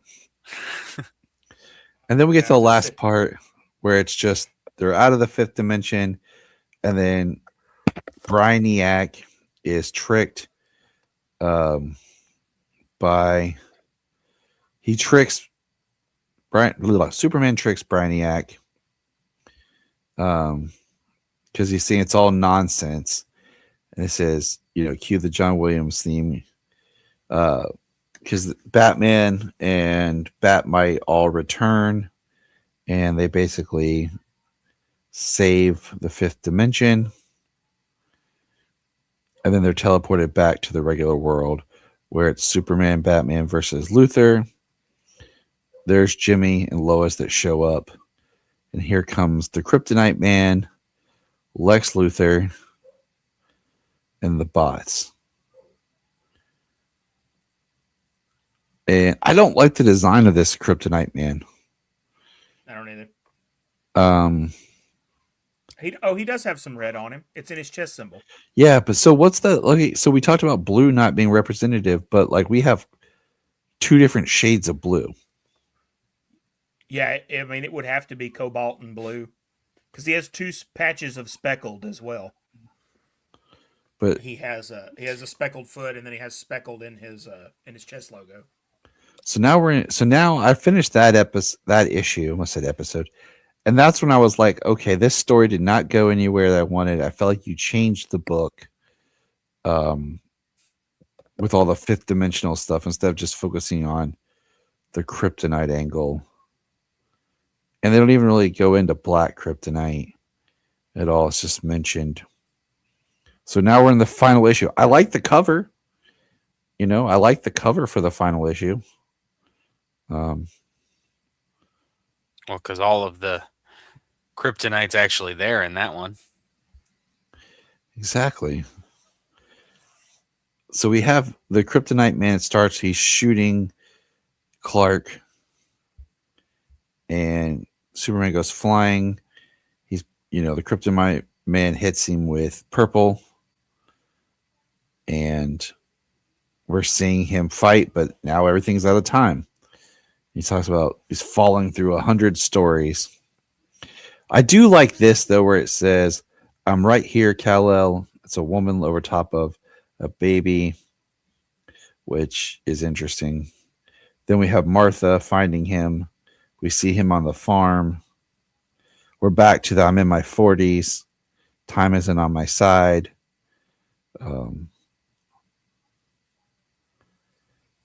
Batman gets injured. Jimmy's taking pictures. Lois is there. Then he gets hit by Cobalt. And now he's huge, getting attacked by the Bizarro bots. I do like when Kryptonite Man here, we see him actually shift his body. Yeah, he seems to be growing like crystals. Yeah, and I like that look better. I like that idea better. It'd almost be kind of neat. Okay, think about if he grew crystals, kind of like the way Iceman grows ice in the 90s, early 2000s, and then he could break it off. So he could literally grow a crystal from his body and break it off, and then there's a piece of kryptonite. And then he could grow any color of kryptonite. That would be cool for Kryptonite Man. I have a supervillain I have for my comic I'm working on named Flaw, who is like that. But he stabs people with them and stuff. He's kind of like that mixed with Wolverine. That's cool. Yeah. So then all of the Superman bots show up.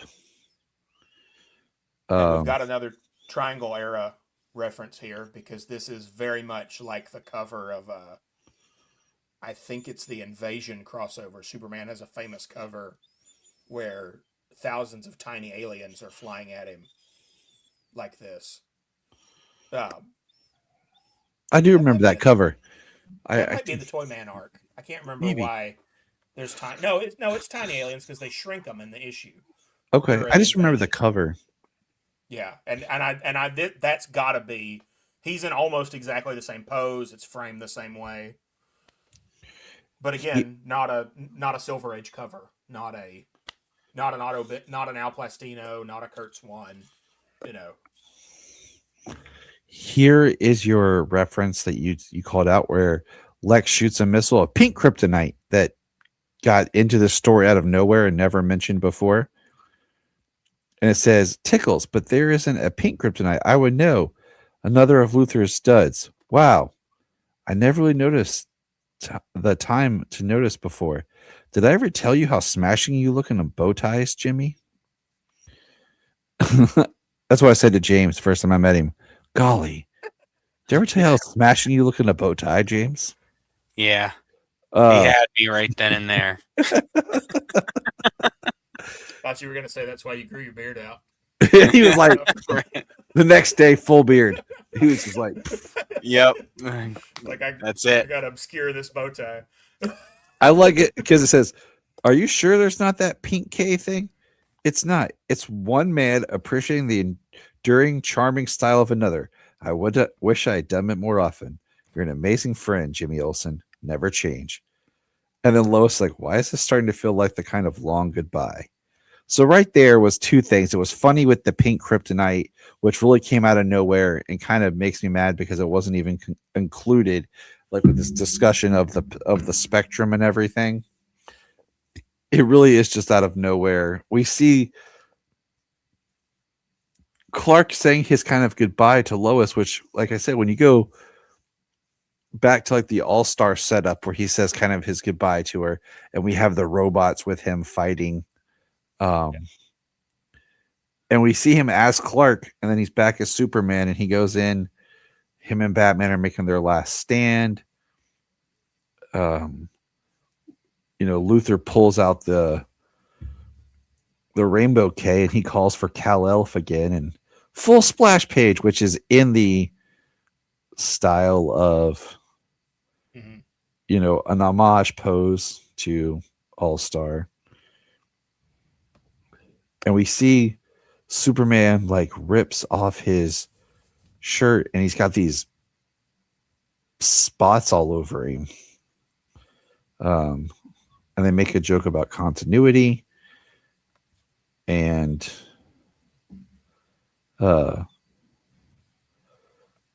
he says the Kryptonite man's like, I can't move. And Kal-Elf says, it's sorcery, bub. Or five orcery, I guess you could say. And the book he's reading is Deus Ex Machina for beginners. Yes. Which is a great joke. It is a great joke. And it's like, and basically he says, all the while pieces of Krypton floated through space, not knowing that one day they'd all merge to become someone. A story. And he puts like a Brainiac symbol on Kryptonite Man's head and he explodes. While Kal-Elf is eating popcorn. Which is kind of neat. Like, you defeat the Kryptonite Man by forcing him to have the same fate as Krypton. Yeah. Like, I think that part's kind of cool. A lot of this issue doesn't work for me. Yeah. Oh, no. Like, the whole fifth dimension, if you would have done like a 2-part story with Kal-Elf like this, I would have been more on board with that as a separate story, but kind of, it feels very forced in this. And then Superman says to Luther, Metropolis is not your home. Look what you've done to it. And he flies him over and says, shows him. And then my favorite part of the book is where he just throws Luther.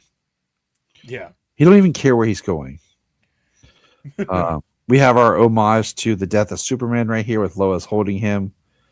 And Kal-Elf disappears saying, I think I'm being unimagined. And Batman yells, Clark. I like this with the heartbeat, but the different colors. And they're trying to talk of what to do with him. Basically, he has chicken pox because he's sick. He's got a childish disease that he's never had. Normally, a 5D is a pediatric come and go virus. It's incredibly rare in adults. For people our age, it tends to present itself as a light flu. This is where I'm kind of like, what? like I'm just kind of like, what is going on? And Batman's like, what's I have an idea because there's always a way. They don't tell us what they're going to do. It's in 2 blank panels. And then he loads some stuff we see. The speckled kryptonite and chemo's chemical. Mhm. And then he fires. And then we see some new people find home, and it looks like Billy's playing with the family. So there's all the other kids for the family. Luther's got arrested. We're seeing Alfred, Wonder Woman. And then we're back at a home. And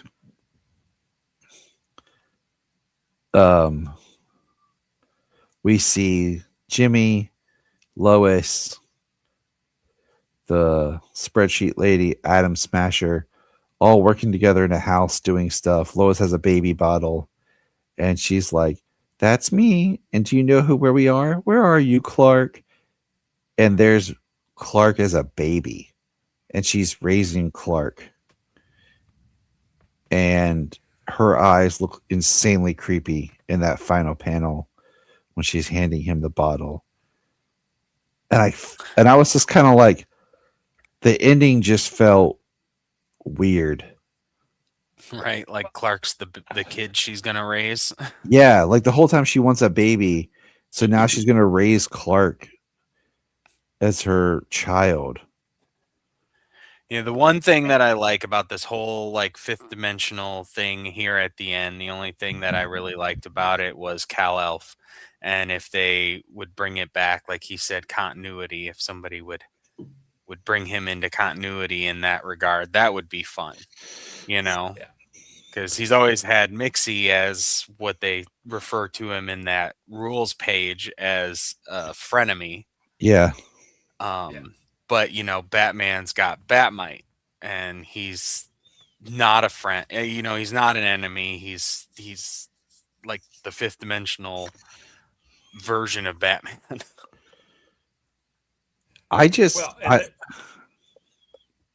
Go ahead, Logan. Go. This ending is the most divisive part, and I'm not in for a lot of the rest of this issue. I don't mind this, but part of that's because a lot of people who read this seem to think that this is permanent, like she's going to raise this baby to completion. But from what the spreadsheet lady and Batman were doing, and the Superman robots, the impression I got was that this was, like a lot of Silver Age comics, a temporary weird thing that's happening to Superman. Yeah, they reverted him back to an infant so that way his body could fight off the disease like it normally would. Right. With no problem. If this was like, one of the 200 numbered Action Comics, this would happen in the middle and he'd be Superman again by the end. But in this, we end on that, Mm-hmm. And it also, it led to Lois learning his identity. Although I actually can't tell if the idea is that she knows who he is now. I think she already knew. And that was like something earlier where I was like, because that's what I was like when they were talking about the dating and going to dinner and everything. I was just kind of like, where? I don't think she's on a date at a restaurant with Superman. Right, exactly. I kind of thought she was, because doesn't she say something about Clark on that date? I could be wrong. I thought this was like, because that used to happen in the Silver and Bronze Age. That would happen a lot, especially in the Bronze Age. They would just be at a restaurant, and he's Superman and she's Lois, and there's on a date. And then she'd go to work, and Clark would be there, and she wouldn't know. Like, that's where that idea that you see in like Superman Unbound and Superman Doomsday, of like she's in a intimate relationship with Superman and doesn't know that he's Clark Kent. That all starts in the Bronze Age. So that's kind of what I thought was going on in the earlier part of this. I was gonna say that the fact that we're debating is we're not sure speaks to the writing. Yeah, I mean that's the problem with the last 2 issues. Is the last 2 issues are very muddy. Like they are, the first three are very cohesive. It's easy to understand, but I think you can even kind of see the wheels falling off a little bit in three though, because like like I said, I love Superboy, and they really pitch it as being, oh, this is Captain Marvel and Superboy, Uh but huh. it's not really Superboy. It's Superman in a kid body, Yep. and that leaves some of that stuff on the table, and like and it just kind of gets muddier from there. I think that they had I think they had a clear idea of what the first three issues were going to be. Especially issue one is crisp. Like that is a good issue one. Yeah. No notes, very well executed. But I think each subsequent issue loses a little bit uh, of that tightness, and then by the time you get to the end, it gets really kind of hard to tell what's going on. I don't know if I would ever pick up and read this again unless I was invited to talk about it like on another podcast or something. I'm glad that I I can see didn't that. buy this. Um, Oh wow. because I found parts of it interesting, but I didn't find enjoyable. Like I didn't find it touch me enough where I would want to go back and reread it. What would you guys rate it out of like a letter grade? um, I think it's a B. I think it's just a not a minus, not a plus, just a B. I don't Okay. regret that I read it. I'm probably not going to buy it in trade, but I'm not going to sell my issues unless they just really skyrocket in value, and I need the cash. And then I probably would buy the trade. Like I'll keep a copy of this, but it's not going to be the first. It's not going to be the first Superman story I would recommend to somebody. It's not going to be in the first 5. It might not be in the first 15. I don't think it'd be the first 20 or 30. Yeah. I honestly might give somebody just issue 1 before I gave them this whole thing. Because I really do love issue 1. I love all the Solomon Grundy stuff. I love all of that. Like, I thought that the way that the purple kryptonite was handled in issue 1 was so cool, and See, it had me yeah, excited for more meticulous kryptonite stuff. And that happens in the first 3 issues, but then with and 4 it just goes away. that's why I feel like they bait and switch this almost like by having this not real kryptonite all of a sudden, because they don't explain like where these other kryptonites come from, but all of a sudden there's a kryptonite with um a hidden message in it, and it's Right. from the 5th dimension, and it goes off on a whole. And I was like, okay, that could have been a separate story, and it wasn't even like a surprise like pivot where you're excited. Um, Yeah, the first 3 issues were really good. Issue 2, all of the Alice in Wonderland references are really good. I mean, I even love how he ends up in the fortress the way Alice does the house. right, exactly. I mean, it's pulled right in there, and they bring it, they talk the lines and everything, curiouser and curiouser, and why is a raven like a writing desk, and um but there were some really cool elements, and the way that they you know make a giant Superman angry, mixing kryptonite and stuff like that. What That letter grade was you give really it? fun. I mean, the beginning was really strong, and the ending was okay. I see the ending for as it is, like they're going to reverse it. I mean, there's Lex, who's a villain there at the end. Who's a villain? Like, I'm spending the money to rebuild Metropolis, and Superman's nowhere to be found. There's a little few bits here and there in the last couple of issues that are decent, but um, with it falling off and changing the story away from the Kryptonite Spectrum for the most part. There in the last 2 issues, uh, I mean, that drops it down. I mean, for me as a whole, Mm-hmm. I give it a B minus. Dang, we're just moving along here. For everything that we've said and I've said, I'm giving it a C. I think Logan really helped me see more about how they try to do throwbacks. They tried to do stuff that I feel like they really didn't pull off as well as they would have liked us to think they were. And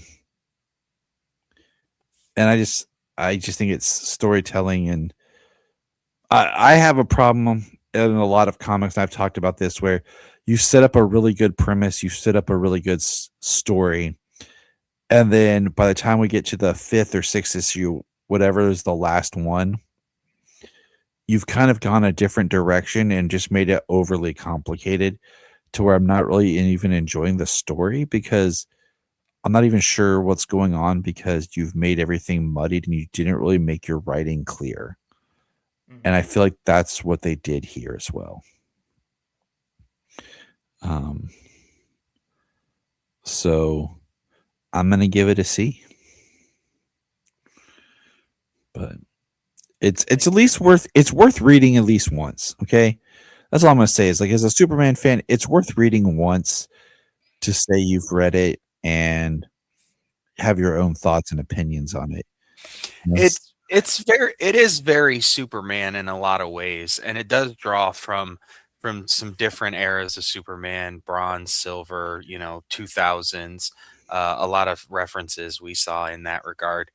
But I think it is definitely a Superman story, with it being Black Label, being self-contained. It's if you wanted a really fantastical story along the lines of an All-Star or a Silver Age story, then I think it would be a fun read. Well, I think I realized while I was digesting what Tyler was saying as his ranking, who this comic is for. See, there we go. There we go. I think if you're a diehard Superman fan, this isn't really for you. I think you'll get something out of it, fun, but you're gonna almost certainly the stuff you like about it, you're gonna think of a comic that does it better. And I think if you're not a Superman fan at all, this definitely isn't for you. But there is a whole crop of people, and you can find them online in a lot of posts, especially on Reddit, who think of themselves as who are Superman. Let me say, like, I'm not gatekeeping. They're Superman fans, but the only Superman thing they like is All Star Superman. That's the only version of it that they've ever enjoyed, that they're interested in seeing more of. And I think that's who this comic is for. If you're, I don't mean this in a bad way, but those readers are kind of elitist. Yeah. They don't tend to do deep dives. Same people who just like Christopher Reeve and that's Superman, and that they're Superman fans, but when you talk to them, it's just Christopher Reeve. Yeah, well, I mean, and there's lots of different crops of that. But to me, the All Star Superman reader, if you ask them their other favorite comics, it's probably going to be The Killing Joke, and that's the only Batman they've read. Or they really like Sandman, but that's the only just a lot of the like prestige graphic novel stuff. But they're not monthly readers, and they're not really doing deep dives on these characters. It's almost like an elitist kind of thing, but I don't really mean that in a negative way. I mean, like, they have a very high artsy standard. Vertigo DC comics are like their holy grail of what a comic should be. And I think those people really only like All Star Superman when they think about Superman. And if you're in that box, I think you probably love this comic because they love that kind of trippy, psychedelic, I hate to use the word muddy again, but not clear. The vagueness almost helps if that's your favorite kind of book. And I think they would really enjoy this. If you're reading this and your favorite comic was like, Shade the Changing Man or Sandman or something like that, then you probably really will like this. more than we as people who are coming to it as big Superman fans do. I'm going to say that I'm going to look out for our other podcasting friends and everything who are more All-Star fans to review this and hear what they have to say. I love All-Star Superman, but my hot take is I don't like Birthright. So you and I are really in the same boat. We just pick different books. I like Birthright up until like the third act. And then I'm like, I like it. It's good, but at the third act, I'm like, okay. I don't really All-Star, hate I Birthright. like the first issue, and then it just like. My thing with Birthright is like when I read it the first time, I thought it was all right, but it really just felt like a regular Superman story to me. And then as the years went by, it climbed higher and higher on this pedestal that I don't understand how it got up there. You know, I don't know if it's because it's an origin that's really easy to consume. You don't have to read anything else. I don't know. It is. But, It's a trade. That's a beginning, a middle event. It's a starting point, but you still get Superman in it compared to, like we said here, like I would never give this to anybody to read unless they are a well-vetted Superman reader. Yeah. Like if it's one of us, okay. But anyone else, like who's just like trying to read comics, no. But I will say I definitely don't have my finger on the pulse of this because I like Secret Origin a lot. I love I think that comic is fantastic. Secret Origin is one of those. I like issues 3, 4, and 5. Oh, okay. You don't like the Superboy stuff? Nope. Oh, okay. I'm a big Superboy fan. See, I like Superboy. That's the thing is I like Superboy. What Mark Waid's doing with it. I don't like the Legion that much. I'm not a huge Legion fan. I love the Legion, but that's to each their own. Not everybody has to like everything. Like I'm a big proponent of that in comics. There are some comics that are just not. They're not for everybody, you know. And Birthright is not a bad Superman comic. It's just not my ideal Superman comic.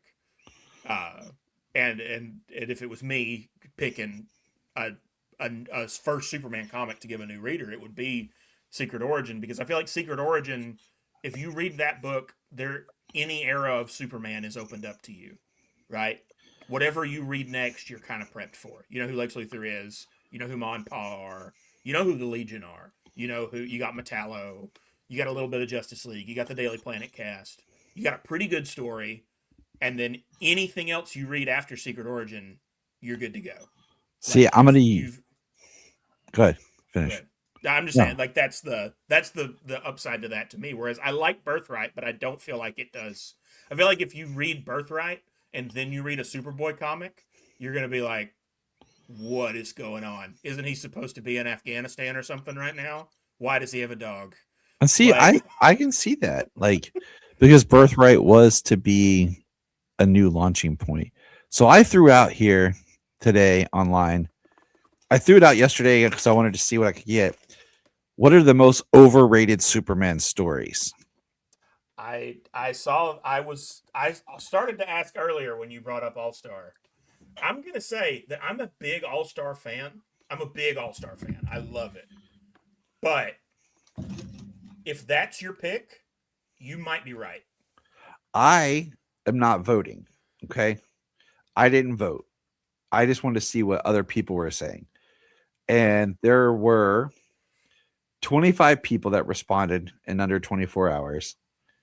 You're very popular. You should feel good about that.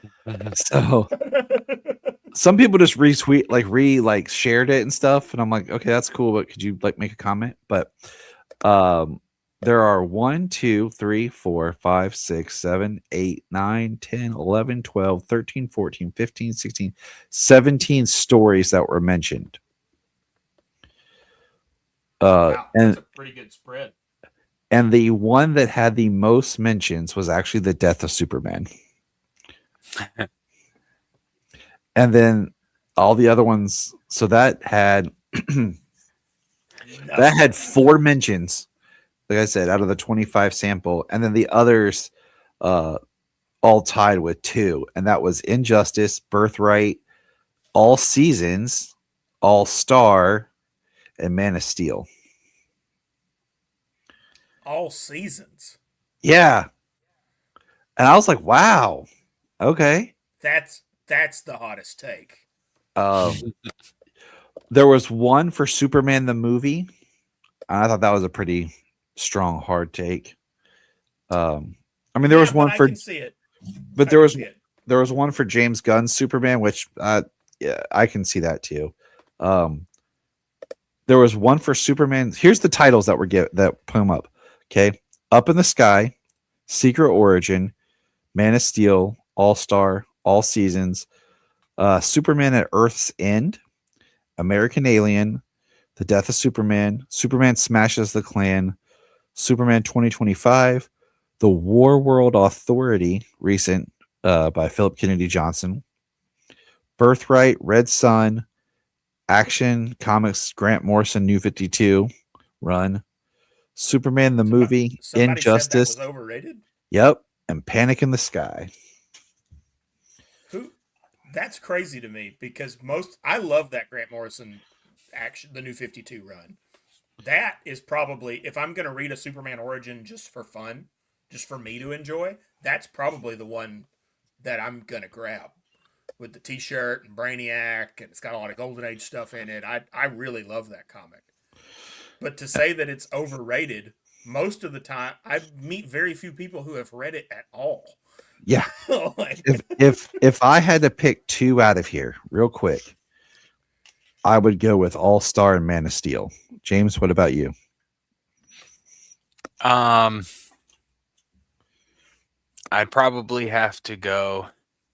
Are they talking about Man of Steel, like John Byrne Man of Steel? Yeah. Okay.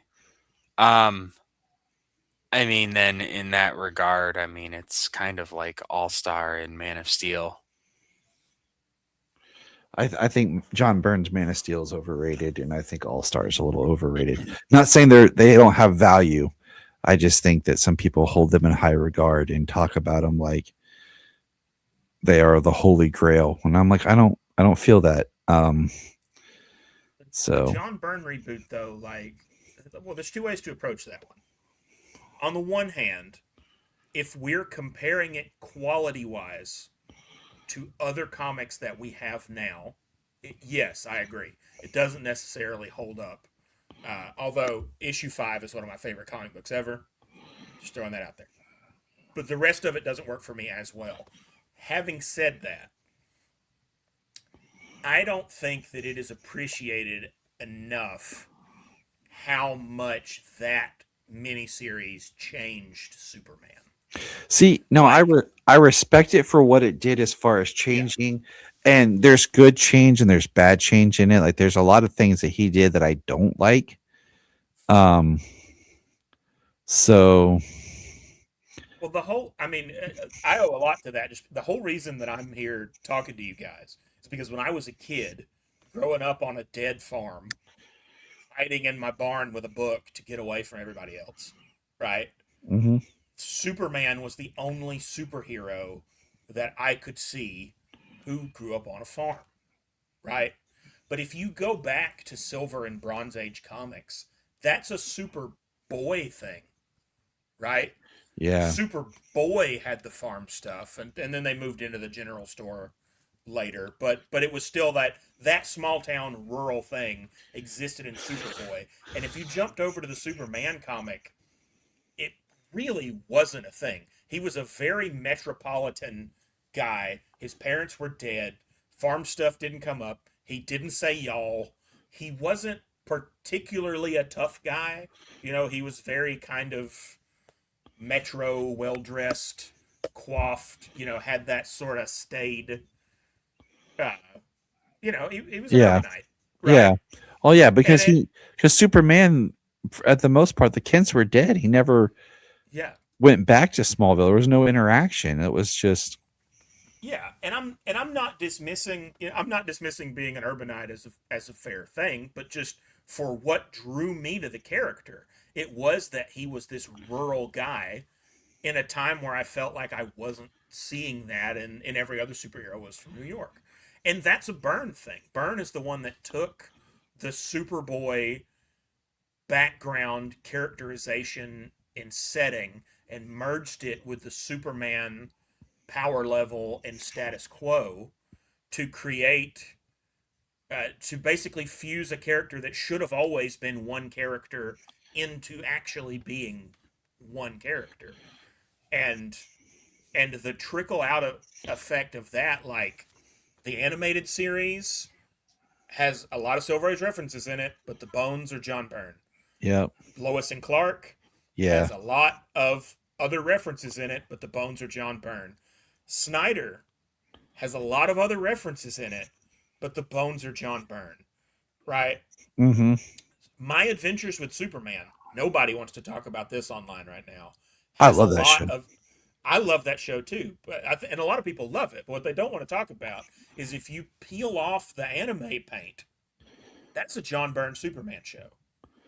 To a Like, point, but like, yeah, the things that I didn't like that Byrne did was making Clark a jock, making Clark like um made Clark cool, like yeah, they didn't give him any of the awkwardness. And there's just little stuff like, I know, like, we'd have to go through and like nitpick some stuff, but like there's things that he did, like what you just talked about with the farm and the parents stuff, completely love and I'm on board with. yeah. But then there's stuff in there that I don't like. And like I said, But I don't like my biggest one. My biggest one is having him born on Earth and not born on Krypton. well, you know what Byrne wanted to do. Have you heard the story behind this? Yeah, go ahead. You can explain it, but yeah, I heard it. Okay. Well, he wanted Laura to go in the rocket pregnant and land on Earth and give birth to Kal-El and die, which I actually think is great because I think one of the biggest holes in the origin is like this guy's had all the time to prep this and he didn't make room for his wife.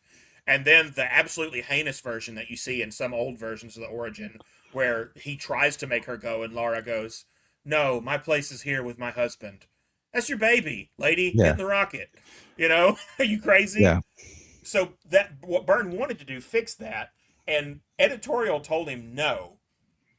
So what Byrne did, according to his blog, is he pitched this birth matrix thing because he thought it was so weird and gross that they wouldn't let him do it and he'd get to do the other thing.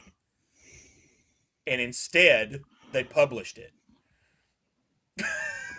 My thing is just the idea of changing it, period, from him not being born on Krypton Yeah. makes me mad. Because as a parent, there is something more powerful to that moment of, I can't save myself, but I can save you, and putting you in this rocket, and that emotional of holding your child Yeah. and having your child be in your, and then letting it go on the faith that it'll live and be okay. Oh, I don't disagree with it. And they I took agree. they took that away from not only him, but they took that away from the parents as well as a big setup. And I don't like the way he had Krypton either. And I go so back and forth. I like bleak Krypton because really that's the first idea. If you the radio show is the first time that I know of that they depicted what the Kryptonians were like, mhm. right? That's where we get the idea of we get to hear them talk and we get to hear them shouting down Jor-El. So that to me the just put it bluntly, the fact that Kryptonians suck is really important to the story, Oh, I'm okay with that. right? I'm okay Yeah, with like Kryptonian. I just don't like the look of Krypton. I don't like the design. I don't like how they're like Lara's love dialogue and stuff talking about like about, oh, they have their what's it, their shirt off, they're beastly, um love that a- stuff. I and how that they're part I not even like. connected. Like their race is so disjointed. They don't even Well, yeah, t- touch. And the poison elves lady had a quote talking about it where she said, "John Byrne wrote a Krypton that deserves to blow up," yeah, and yeah, but I kind of like that because I'll tell you why. because I love the idea that Superman could only happen the way that Superman happened, right? Yeah. If he had been born on Kryptonian culture, even if he'd found his way to a yellow sun, that the idea that that culture was so broken that it let itself blow up, and that it couldn't have produced a man like what you got because you took what they had and then it was raised by the Kents. That's why I like the bleak Krypton. I don't think that the version that Mark Waid likes with the more Flash Gordon inspired Krypton really jives. Like they're a perfect science utopia, except for this one thing, and then they won't move on an inch. Like that doesn't make sense to me as much as the Byrne version does. Except that I don't like the Baby Rocket, and I don't like Jor-El and Lara being separated. I actually think one of the things that Zack Snyder should get credit for is Zack Snyder, to me, took everything that I like about the Byrne Krypton, fixed Jor-El and Lara, had the baby before the planet, like everything that I like about the John Byrne version, his version goes one up. See, there we go. That's our happy medium right there, and that's that's where I stand. Fellas, this has been great. It's been a great discussion. Definitely Logan's one of the people we like to have back. Thanks. Great discussions. Yeah. James, he's gearing up for a big weekend of poor guy being on call and fighting the elements. So James. Oh, really? What do you do? Fight the element. Yeah. that Arctic storm coming across. I got to go fly out and meet it head on. I just picture you're walking towards it with your shirt off. Yeah, that's what he does. Yep. It's a assisted living. It's a senior living campus, independent assisted living, skilled nursing, and when there's snow and everything like that, we're pretty much on the clock, running around until it's all done. You guys are incredible. You between the two of you got the human race on both ends, right? Like we got this, right? He's taking care of the kids. You're taking care of the elderly. Like you're just gonna save the whole world. That's what we do. Beautiful, man. That's why we're red and blue. What? All I do is, yeah, right. I'm so jealous. All I do is hit trees. He's like, I go out and I'm actually manly, guys. No, but I'm not doing it. Yeah, you're saving people's lives. I'm just lessening the oxygen, so we can build subdivisions and crap. Like, I don't know. Oh, good times. Logan, where can people find you and listen to your podcast? So we're on hiatus right now because my wife is desperately trying to squeeze a baby into the atmosphere. Yep. He's due in May, so we'll probably be back sometime around July, if I had to guess. But our podcast is called Single Bound. We review single issues of comics that stand on their own. You only have to read one comic to keep up with us. We have a pretty good back catalog. If you want to check us out, you can find us on Spotify. You can also contact us at singleboundpod@gmail.com if you have comics you want to suggest. Right now, we have only ever had one suggestion ever, and his comic made it on the air. So if you're one of those people who constantly sends fan mail to your favorite podcasts and it feels like it never gets there and they never respond to you, my brother in Christ, this is your moment. You will absolutely walk briskly to the front of the line. You will feel being appreciated, and it's really enjoyable. Like this is why we like to have Logan with these comic book discussions, because he sees things that James and I might miss. He will be back. Spoiler alert, everybody. Okay. He does have plans to return. So we thank Logan. Check out his podcast. Pray for James, and remember,